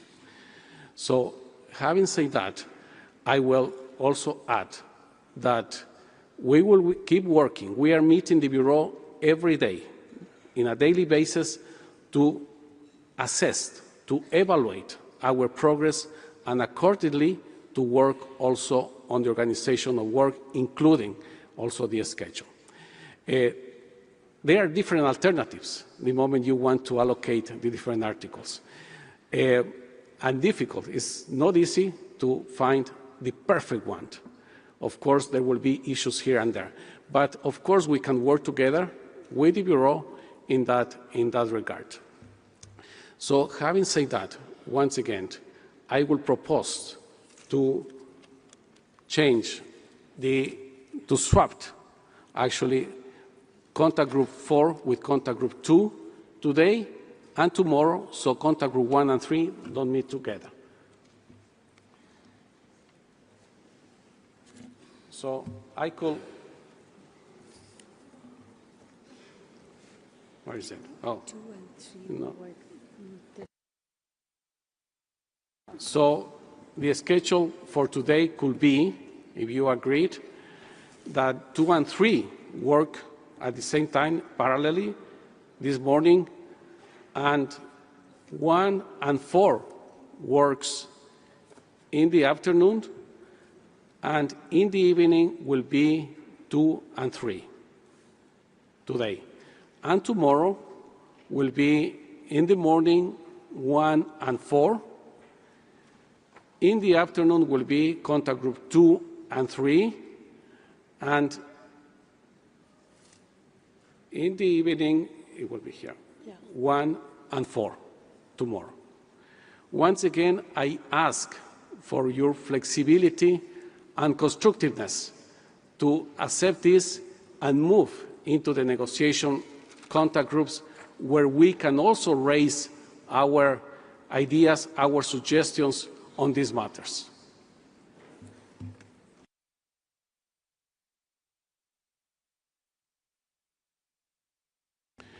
Brazil, you have the floor. Thank you very much, Mr. Chair. Good morning, everyone. As it's the first time that I take the floor, may I thank you, the UNEP Secretariat, and the government of Switzerland for having us here for this final round of our negotiations. We are always very supportive, as we have always been, of requests made by smaller delegations from developing countries, especially when it comes to having a schedule that would accommodate their need in terms of representation, and the fact that having less delegates that are able to participate in some discussions lead us to having some reforms or changes in our schedule that would best accommodate them. Brazil has always defended consensus as a mode of work here in the INC and elsewhere, and we believe that the best way to achieve consensus is to be very inclusive and to have all delegations as possible in all our discussions. We're also mindful of the fact that it was pointed out by another delegation that there might be a need to have some time in order to reorganize the work of each delegate. So, of course, I think we can always make room for that as well. But just to say that we support not only your decision, but the request from the African group. What I would propose further in order for us, because this is already a change, so people will have to adapt to it, that we don't change the order of provisions in each contact group, because then we would be creating a lot of havoc. So I understand that the only thing that we are changing here is just having contact groups 1 and 4 meeting at the same time and 2 and 3, but not changing the order of provisions that we will be discussing in each contact group. I also support what you said about giving the opportunity for all contact groups to discuss all provisions. I think this will be very much needed. And there was one delegation that mentioned that it is important that everybody has access to the information about informals where members will participate. We believe that it's important that all members are able to participate in all informals that are scheduled. It is difficult to anticipate each and every member's interests in specific articles, so it's better just to keep it open for delegations and having this information available for everybody. I would then probably recommend that the best way to do this is via the app, and also have the reformed schedule as we decided upon now, to be also available in the app so that we can all follow this on an equal basis. Thank you very much. I thank you very much. Brazil. I can see in the list the United States. Would you like to take the floor again? The US? Please. Yes. Please. Thank you, Chair. Just a couple of quick points. I think the first is, having had a few moments to think about it, we are okay with changing the pairing of the contact groups, so this delegation can be flexible on that. I would just make two other points, I think. So I understand essentially you are now pairing, your pairs are contact group 2 and 3 together, and then 1 and 4 together. Just to say for us, and probably for some other delegations, that means we're changing how we're deploying our personnel. So our preference would be throughout the week and the negotiations that we continue to pair them in the same way, if you see what I mean. So I did just want to say that. I know you're not deciding the entire schedule of the week here, but if we start switching them back or changing the pairings, it once again, I think, is sort of disruptive to the coverage. But we're flexible in terms of how you move forward with this. I also appreciate your comment about the Bureau, but just that would be my final comment, is it would be our expectation that in the future that the Bureau is able to sort out. I believe that's what you just said a few moments ago, Chair. But to talk about the scheduling, to work it out in the Bureau rather than having the debate in the plenary itself. And that was the point that I was making before, but I just wanted to emphasize that. I think it's a much more efficient and frankly appropriate way for us to proceed, because in fact that's why we agreed to establish the Bureau in the first place. Thank you, Chair. And I thank you very much to the U.S. for your flexibility. Thank you very much. And also we will be working with the Bureau, as I mentioned. I can see in my list Trinidad and Tobago. Please, Trinidad and Tobago, you have the floor. Thank you, Chair. And regarding the matter on the revision of the scheduling, as a small team, we have organized our work and internal coordination based on the previously agreed schedule. Each member of our 2-person delegation has been assigned to follow specific contact groups and thematic areas accordingly. Any substantive changes to this structure at this stage presents very logistical and strategic challenges for us, as it disrupts our ability to effectively engage and contribute to the negotiations. We therefore request that due consideration be given to the operational realities faced by these small delegations, and urge that we maintain the consistency of the schedule to allow for meaningful and effective negotiations. Thank you. And I thank you very much, Trinidad and Tobago.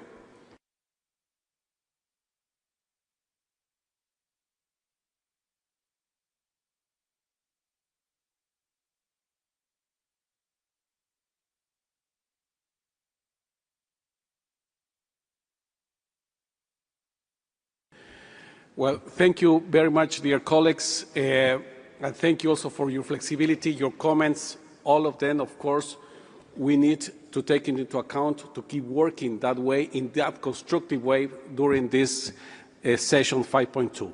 So with that change, and I think with that swap of the contact groups, not the provisions, of course, I can take it this as, okay, you are fine with that? I hear no objections, then it is so decided. Thank you very much.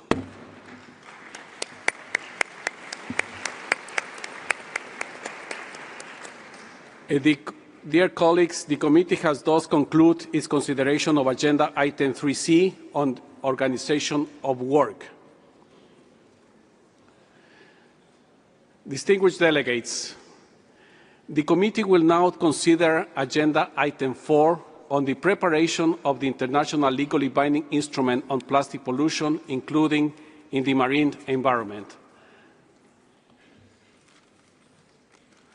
As I mentioned earlier, I invite members from regional groups and groups of members to submit any statements in writing through the INC in session document platform, which is now available, as I said. Sorry.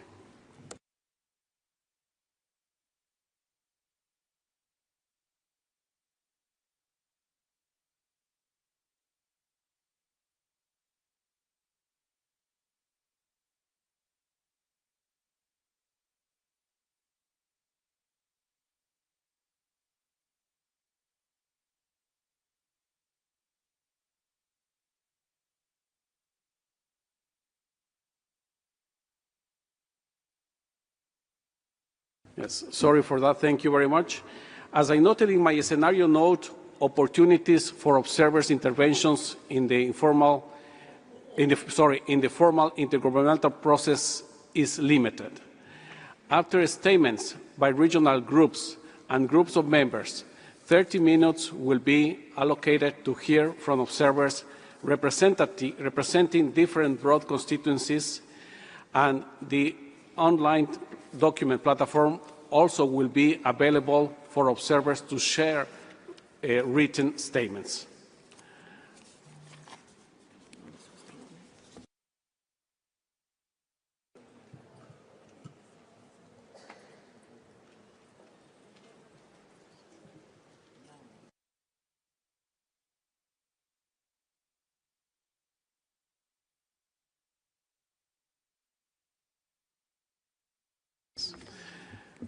I will now open the floor for statements from observers, starting with intergovernmental organizations, followed by UN system entities, and followed by non-governmental organizations. Please, and I say please, limit your statements to 2 minutes. We have put in place a dedicated quoting system for observers. Introductions on how to use this system have been made available on the dedicated observer seats on the ground floor of the plenary hall.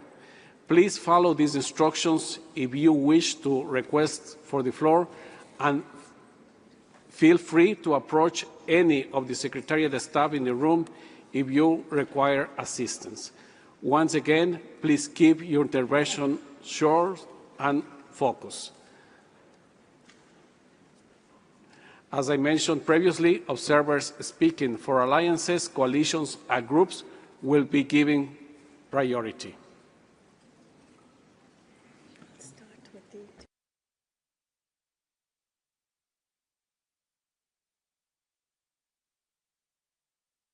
I see on the list the International Chamber of Commerce, and will be mic 16. Please, you have the floor, ICC.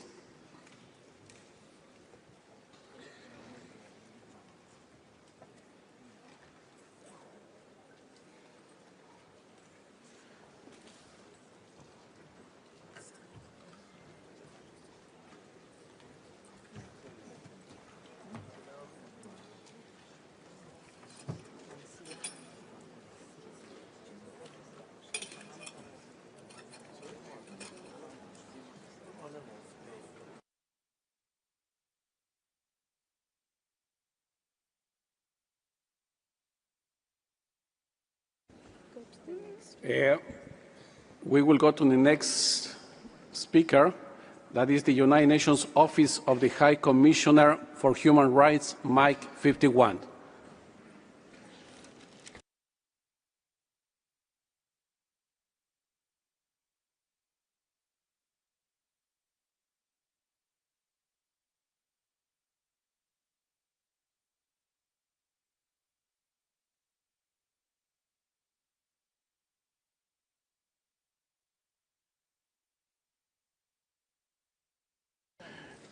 Microphone, please.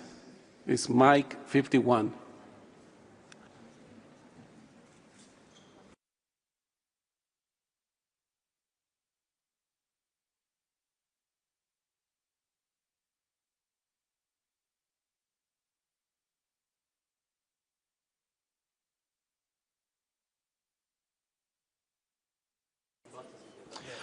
Thank you, Chair.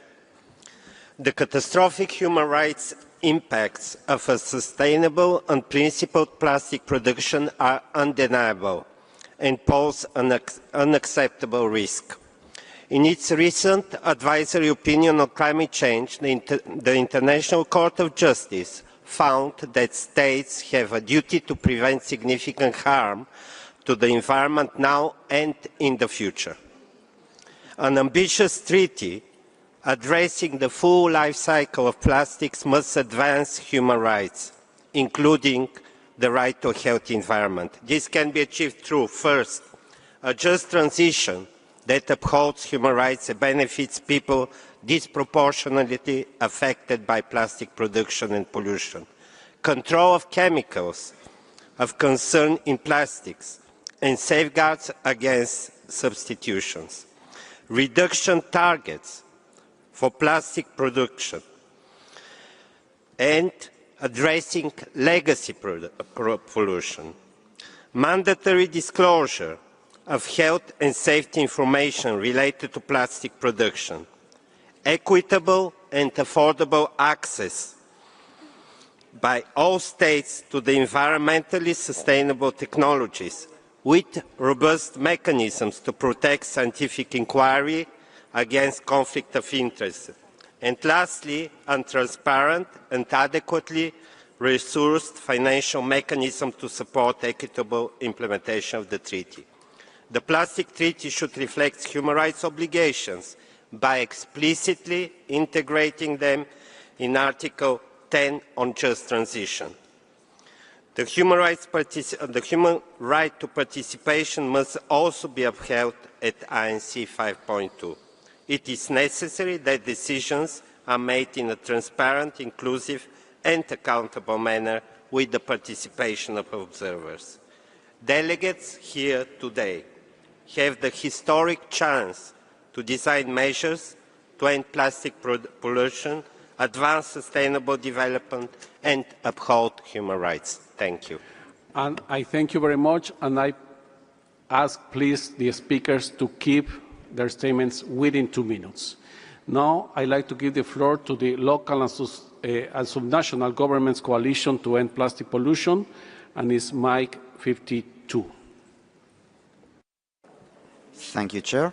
I'm taking the floor on behalf of the local and subnational governments coalition to end plastic pollution, coordinated by ICLEI, the government of Quebec and the government of Catalonia, the Global Cities Hub, and more than 100 signatories.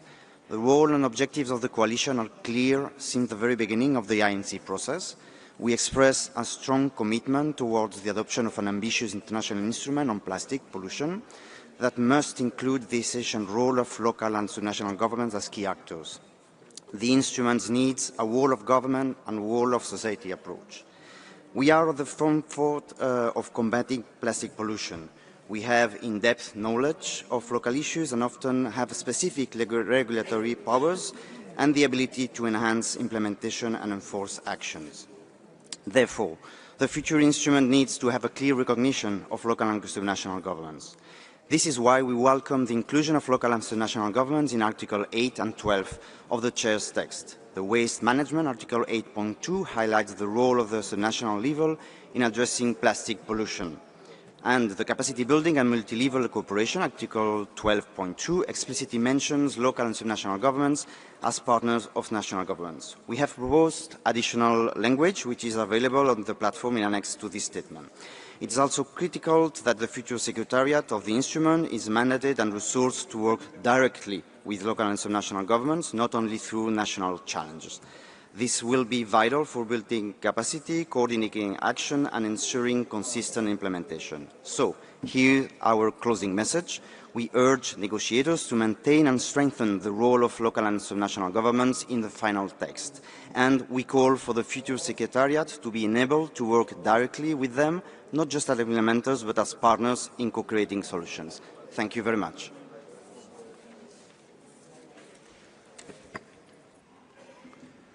I thank you very much. Now I would like to give the floor to the Youth Plastic Action Network, Mike 40.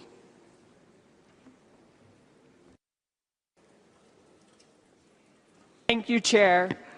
We speak on behalf of the Youth Plastic Action Network, a global platform for youth engagement in the plastics treaty process.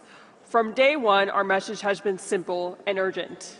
We need a treaty that protects human health, our shared ecosystems, and the rights of future generations. At this decisive moment, there is no middle ground. We either conclude with a strong, scientific-driven treaty that addresses the full life cycle of plastics, or we report back to UNEA that we have collectively failed to deliver on Resolution 5-14. Plastic pollution may not kill instantly, but it's already costing our lives and futures. Today, children are born with microplastics in their blood, and microplastics are already being found in fish that are sold on grocery store shelves.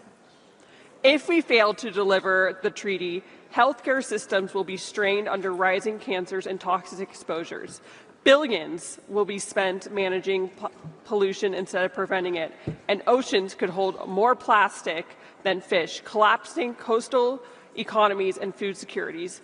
Entire industries risk becoming stranded as we delay the transition to a clean industry. Plastic pollution does not respect borders or generations. A weak treaty will not protect any country from the social, economic, and environmental consequences that are to follow. Many of you will not see that world, but we, the children and youth of today, your children and your grandchildren will. We will inherit governments that fail to act when they could, societies burdened by pollution and debt, and planetary resources pushed beyond repair. We call on member states, seize this moment, commit to binding reduction targets, embed human rights and intergenerational equity throughout the treaty, and build strong financial mechanisms for implementation and capacity building. Stand with ambition. Deliver the treaty that the world desperately needs and the future deserves. Thank you. I thank you very much for your intervention to Youth Plastic Action Network.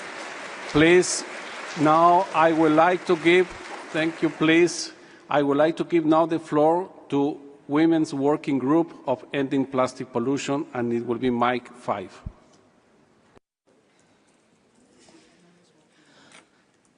Honorable Chair, distinguished delegates, colleagues and friends, I'm Rabeh Baloui from Tunisia, and I will be speaking on behalf of the Women Working Group on Ending Plastic Pollution. We gather here in Geneva today with a shared mission to end plastic pollution, but we must be honest that this is not an environmental crisis, it's a human health emergency, and it is a justice issue. Scientific studies now confirm that microplastics have been found in human placentas on both the maternal and the fetal sites. They have also been detected in newborns' first vomit. Exposure begins before birth, and its consequences may last a lifetime. This is not an abstract. This is personal. This is generational. Women and girls are disproportionately affected by plastic pollution through caregiving roles, informal labor, and daily use of products containing toxic additives. Endocrine disrupting chemicals in plastics are damaging reproductive health, increasing infertility, and other endocrine diseases, as well as contributing to children being born with disabilities. These are lived realities. And yet, in the current non-paper, gender equality and women's rights are barely mentioned. We must ask, how can we build a treaty that protects people if it doesn't name those most affected? We urge this Assembly to take bold, binding action and to call for a human rights-based approach to the treaty, limit on plastic production, and a ban on chemicals and polymers of concern. Restriction on internally added microplastic, including in cosmetics and cleaning supplies, a global harmonized system of chemicals transparency and traceability, design criteria that eliminate harmful substances, a dedicated financial mechanism to support global science. I thank you very much for your intervention, for your statement. Dear colleagues, now I would like to give the floor to the International Indigenous Peoples Forum on Plastic Pollution, and it is mic 55. Thank you, Mr. Chair. My name is Abraham Francis of the Ganyankahaga, and I speak on behalf of the International Indigenous Peoples Forum on Plastics, the representative voice of Indigenous peoples within these negotiations. We are disappointed in the absence of meaningful references to an affirmation of the rights of Indigenous peoples within the Chair's text, and propose immediate action to address this critical oversight. We call on states to affirm and actively promote Indigenous peoples' rights, including our right to self-determination, ensuring the full, effective, equitable, and direct participation of Indigenous peoples in decision-making and implementation of the treaty, as collective rights holders, not to be conflated with other stakeholders as affirmed within the UN Declaration on the Rights of Indigenous Peoples. Strong measures across the full life cycle, including phasing down fossil fuel extraction and production of plastics and chemicals. Center human health, planet health, and justice for all harmed communities across the plastic life cycle, including just transition and development and implementation of the National Action Plan. Establish financial mechanisms to ensure justice and enable just and equitable transition. Establish an independent expert advisory body to inform treaty implementation that ensures the equitable and ethical participation of Indigenous peoples and knowledge holders. For millennia, Indigenous people have lived our lives in balance with the natural world, establishing and practicing non-toxic, truly circular, and life-giving systems. Our ancestral wisdom and knowledge systems offer vital solutions to the plastics crisis, including other environmental crises, addressing its entire life cycle from extraction to disposal. Thank you. And I thank you very much. Now I would like to give the floor to the to the Scientist Coalition for an Effective Plastic Treaty, mic 58.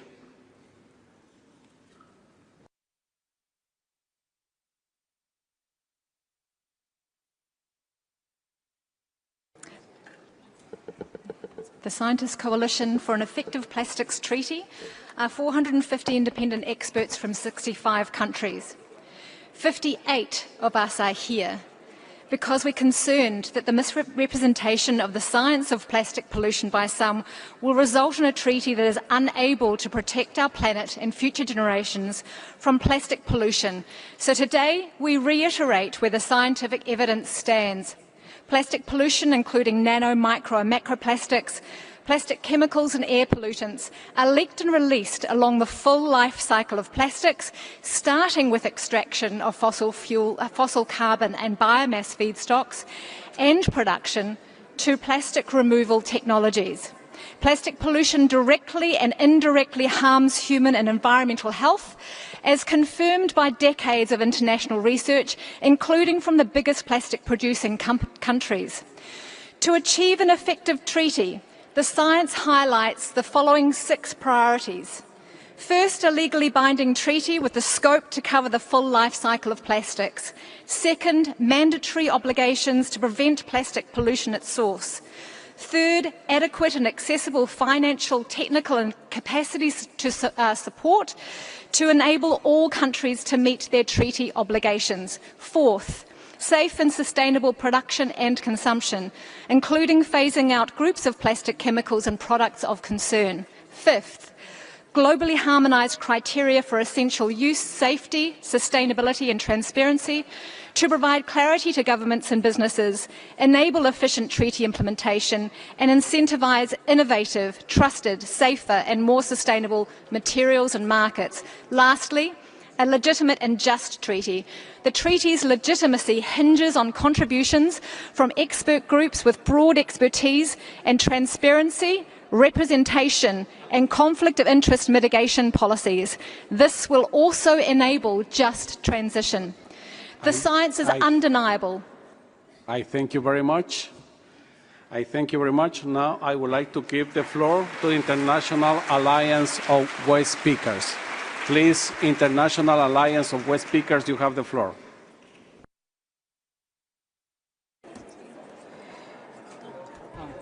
No. Somos nosotros, no.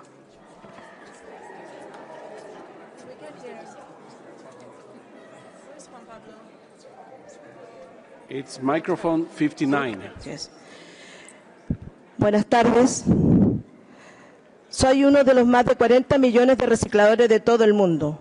Una cifra que sigue creciendo junto con el crecimiento aparentemente imparable de los plásticos. La Alianza Internacional de Recicladores agradece la voluntad de los Estados miembros de seguir negociando esta semana un tratado sobre plástico que necesitamos ahora más que nunca. Acogemos con satisfacción el texto sugerido por el presidente en diciembre pasado como base para esta negociación. Sin embargo, tenemos serias preocupaciones con el texto actual que esperamos se resuelva esta semana. El artículo 10 sobre una transición justa se presentó como una disposición voluntaria en el texto más reciente, a pesar del apoyo abrumador de los Estados miembros a favor del que sea obligatorio. Disposiciones de transición justa debe volver a ser una disposición obligatoria, de lo contrario no se implementará. Además, no se puede lograr una transición justa sin un mecanismo financiero eficaz. Exigimos la creación de un nuevo Fondo Mundial independiente que no dependa de la estructura actual del GEF. Debería exigir contribuciones del sector privado, basándose en el principio de que quien contamina paga, siguiendo el modelo del Fondo de Cali. Debería garantizar un acceso predecible, directo y simplificado, con una gobernanza y rendición de cuentas transparentes. Además, debe reservar una parte sustancial para las necesidades identificadas por los recicladores, las cooperativas y otros grupos basados, considerándolos no como beneficiarios, sino como agentes de cambio. Una transición justa sin recicladores es basura, y una transición justa sin financiamiento obligatorio es simplemente injusta. Durante estos 3 años de la negociación... Muchísimas gracias por su declaración. Y ahora, now I would like to give the floor to the International Engineering Association, and that will be microphone 21.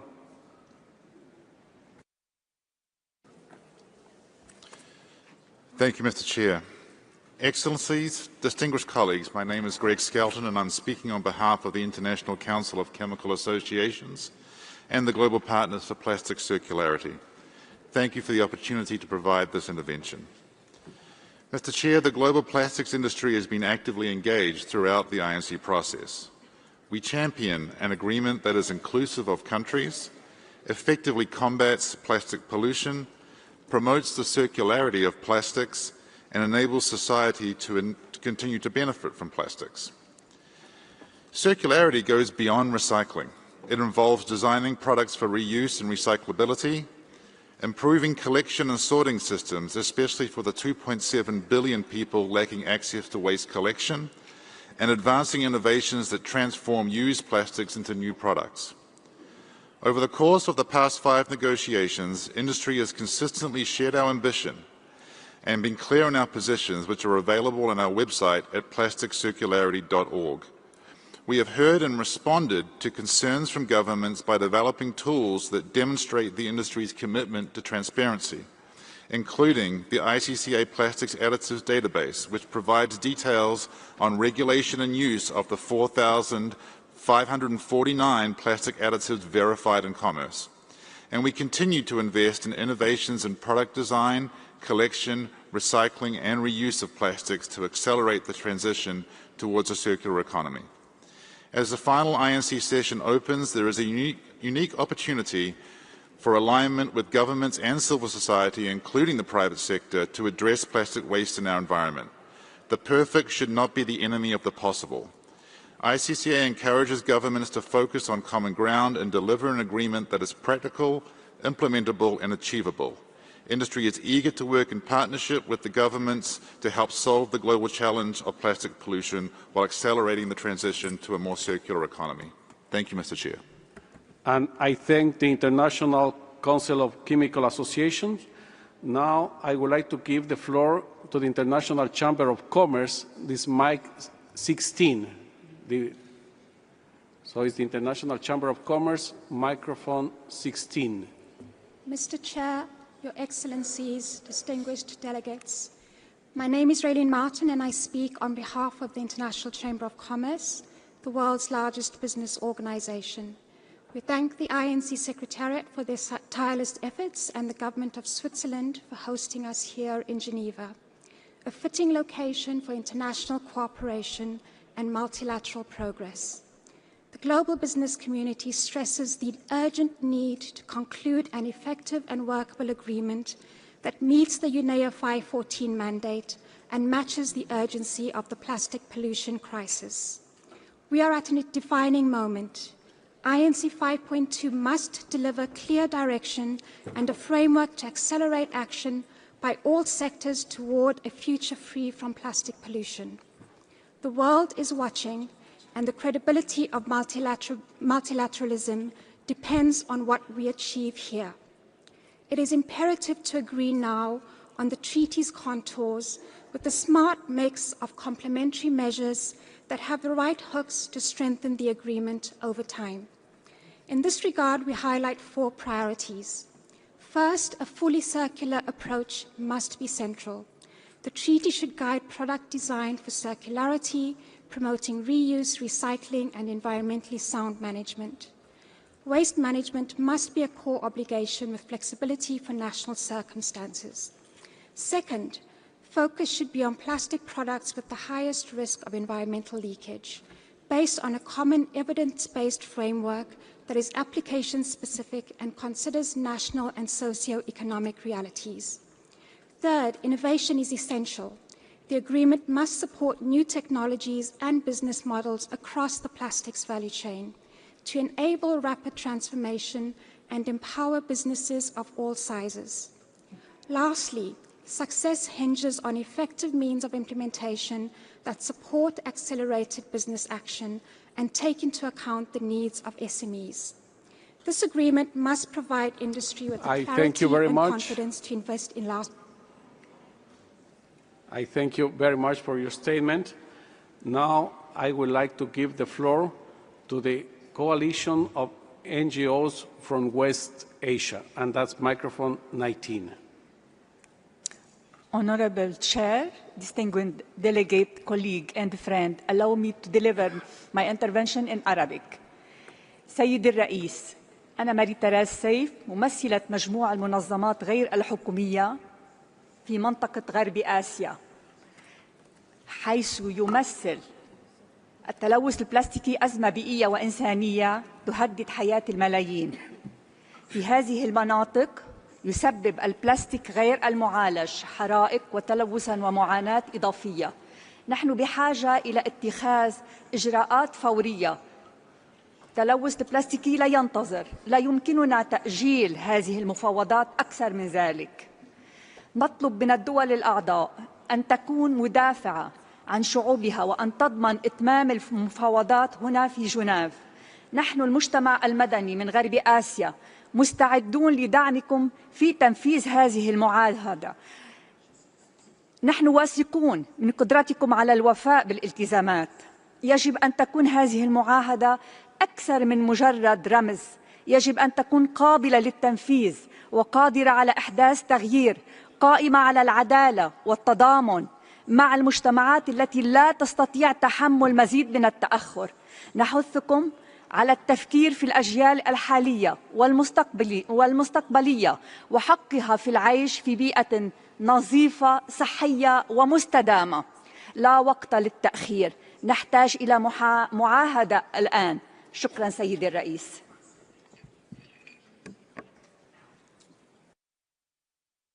And I thank you very much for your statement. Now I would like to give the floor to the International Engineering Associations, and will be microphone 21. Thank you, Mr. Chair. Thank you, Secretariat, and thank you to the Government of Switzerland. My name is Conor Carlin, and I'm here representing the Society of Plastics Engineers, a global volunteer organization with 65,000 stakeholders around the world. We stand at the intersection of science, research, industry, and society, committed to advancing polymer innovation while promoting responsible management of plastics resources. Plastics have transformed the modern world by delivering lightweight, durable, and cost-effective solutions in medicine, food preservation, renewable energy, clean water, mobility, and countless other fields. These materials have been integral in reducing emissions, increasing energy efficiency, and improving the quality of life. We are equally aware, however, that the growing volume of plastic waste, mismanaged and polluting the environment, presents urgent challenges that must be addressed with integrity and urgency. As engineers, innovators, and problem solvers, we are uniquely positioned to develop the next generation of materials and technologies that enable greater recyclability, biodegradability, and resource efficiency. We believe that innovation must go hand in hand with responsibility. Our work is guided by a vision of circularity, where plastic products are designed with their full life cycle in mind, supported by robust collection, sorting, and recycling infrastructure. We support scalable solutions from advanced mechanical and chemical recycling to closed-loop systems and data-driven waste traceability. We also recognize that no one single actor can solve this challenge alone. Collaboration across industries, governments, academia, and civil society is essential, and we actively promote open dialogue, knowledge sharing, and capacity building to ensure that all regions can benefit from equitable access to technology and sustainable solutions. The Society of Plastics Engineers reaffirms its commitment to being part of the solution, championing science-based policies, fostering innovation with purpose, and accelerating progress toward a future where plastics are used wisely, recovered efficiently, and managed sustainably. Materials and plastics are not the enemy. Misuse and mismanagement are. Let us engineer a better path forward. Thank you. And I thank you very much.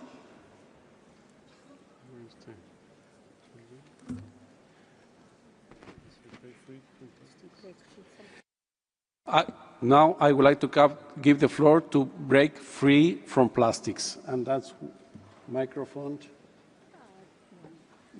1, please. You have the floor. Thank you, Honorable Chair.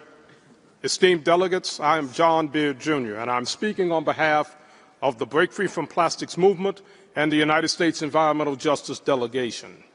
I come to you from the belly of the beast in Port Arthur, Texas, a cancer cluster, thanks to the petrochemical industry. Port Arthur is on the front lines of toxic plastic pollution because of a history of discrimination against communities of color and low-income communities. This is a human rights issue, and it stretches all the way back to the dawn of European colonialism and the transatlantic slave trade. Let's be clear. These negotiations have been captured by the fossil fuel and petrochemical industries. Their unchecked production of plastics is accelerating a crisis that jeopardizes the climate, biodiversity, human health, and the planet's ability to sustain life. Without decisive action and significant reductions in plastic production, the harm already experienced by countless communities like mine will only intensify. A treaty that does not cap plastic production, eliminate toxic chemicals, and ensure a just transition for those most impacted is a treaty destined to fail. We must confront the ongoing environmental racism experienced in communities like mine and stop the scourge of waste colonialism in the global South. We must reject toxic waste-to-energy schemes and polluting technologies like so-called chemical recycling, prioritizing instead development of safe, toxic-free reuse and refill systems and the rights of waste pickers, indigenous peoples, and frontline communities. While we should be guided by consensus, when consensus cannot be reached, countries must have the ability to vote on substantive issues, ensuring that deadlocks do not continue to derail progress. While my community is on the front lines of environmental injustice and toxic pollution, micro and nanoplastics poison people no matter how far from the lines you may live. I thank you very much for your statement. Thank you. Please, dear colleagues. Thank you, please. Thank you very much for sharing these interventions. And now I would like to invite the Secretariat to provide information on the timing and location of the meetings of the contact groups that we will start this afternoon at 3 p.m. Please, Secretariat, you have the floor. Thank you, Chair. So just to confirm the new schedule for today, CG Contact Group 1 will meet from 3 to 6 p.m. in room 19. Contact Group 4 will meet from 3 to 6 p.m. in room 18. Contact Group 2 will meet from 7:30 p.m. onwards in room 18. And Contact Group 3 from 7:30 p.m. onwards in room 19. Thank you. I thank you very much, the Secretariat, and we will be meeting, as I announced before, working with the Secretariat and the Bureau on the scheduling for today and the next days. And distinguished delegates, this brings us to the conclusion of our meeting today. We have a lot of work ahead of us over these 10 days. Thank you, distinguished delegates, for being conscientious of the time as we embark on completing the work of the INC at this resume session. Let's treat each other with sorry, please, dear colleagues. Oh, I see Ghana asking the floor. Please, Ghana, you have the floor. Thank please, you, Chair. Could you please take a seat? We haven't finished the session yet. Please. Thank you. Ghana, you have the floor. Thank you, Chair. We kindly request that the information is repeated. Thank you.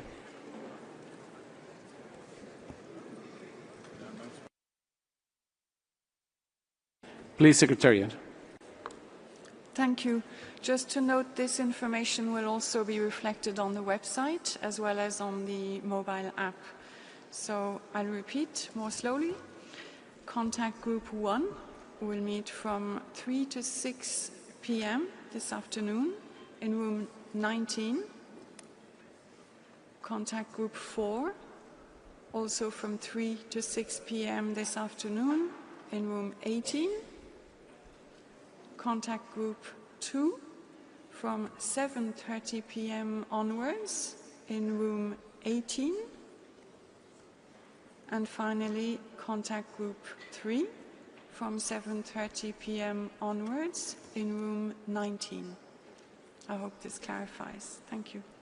I thank you, Secretariat, and thank you, dear colleagues. And once again, please, let's treat each other with kindness and respect as we build a unified way forward. This meeting is adjourned. Thank you very much.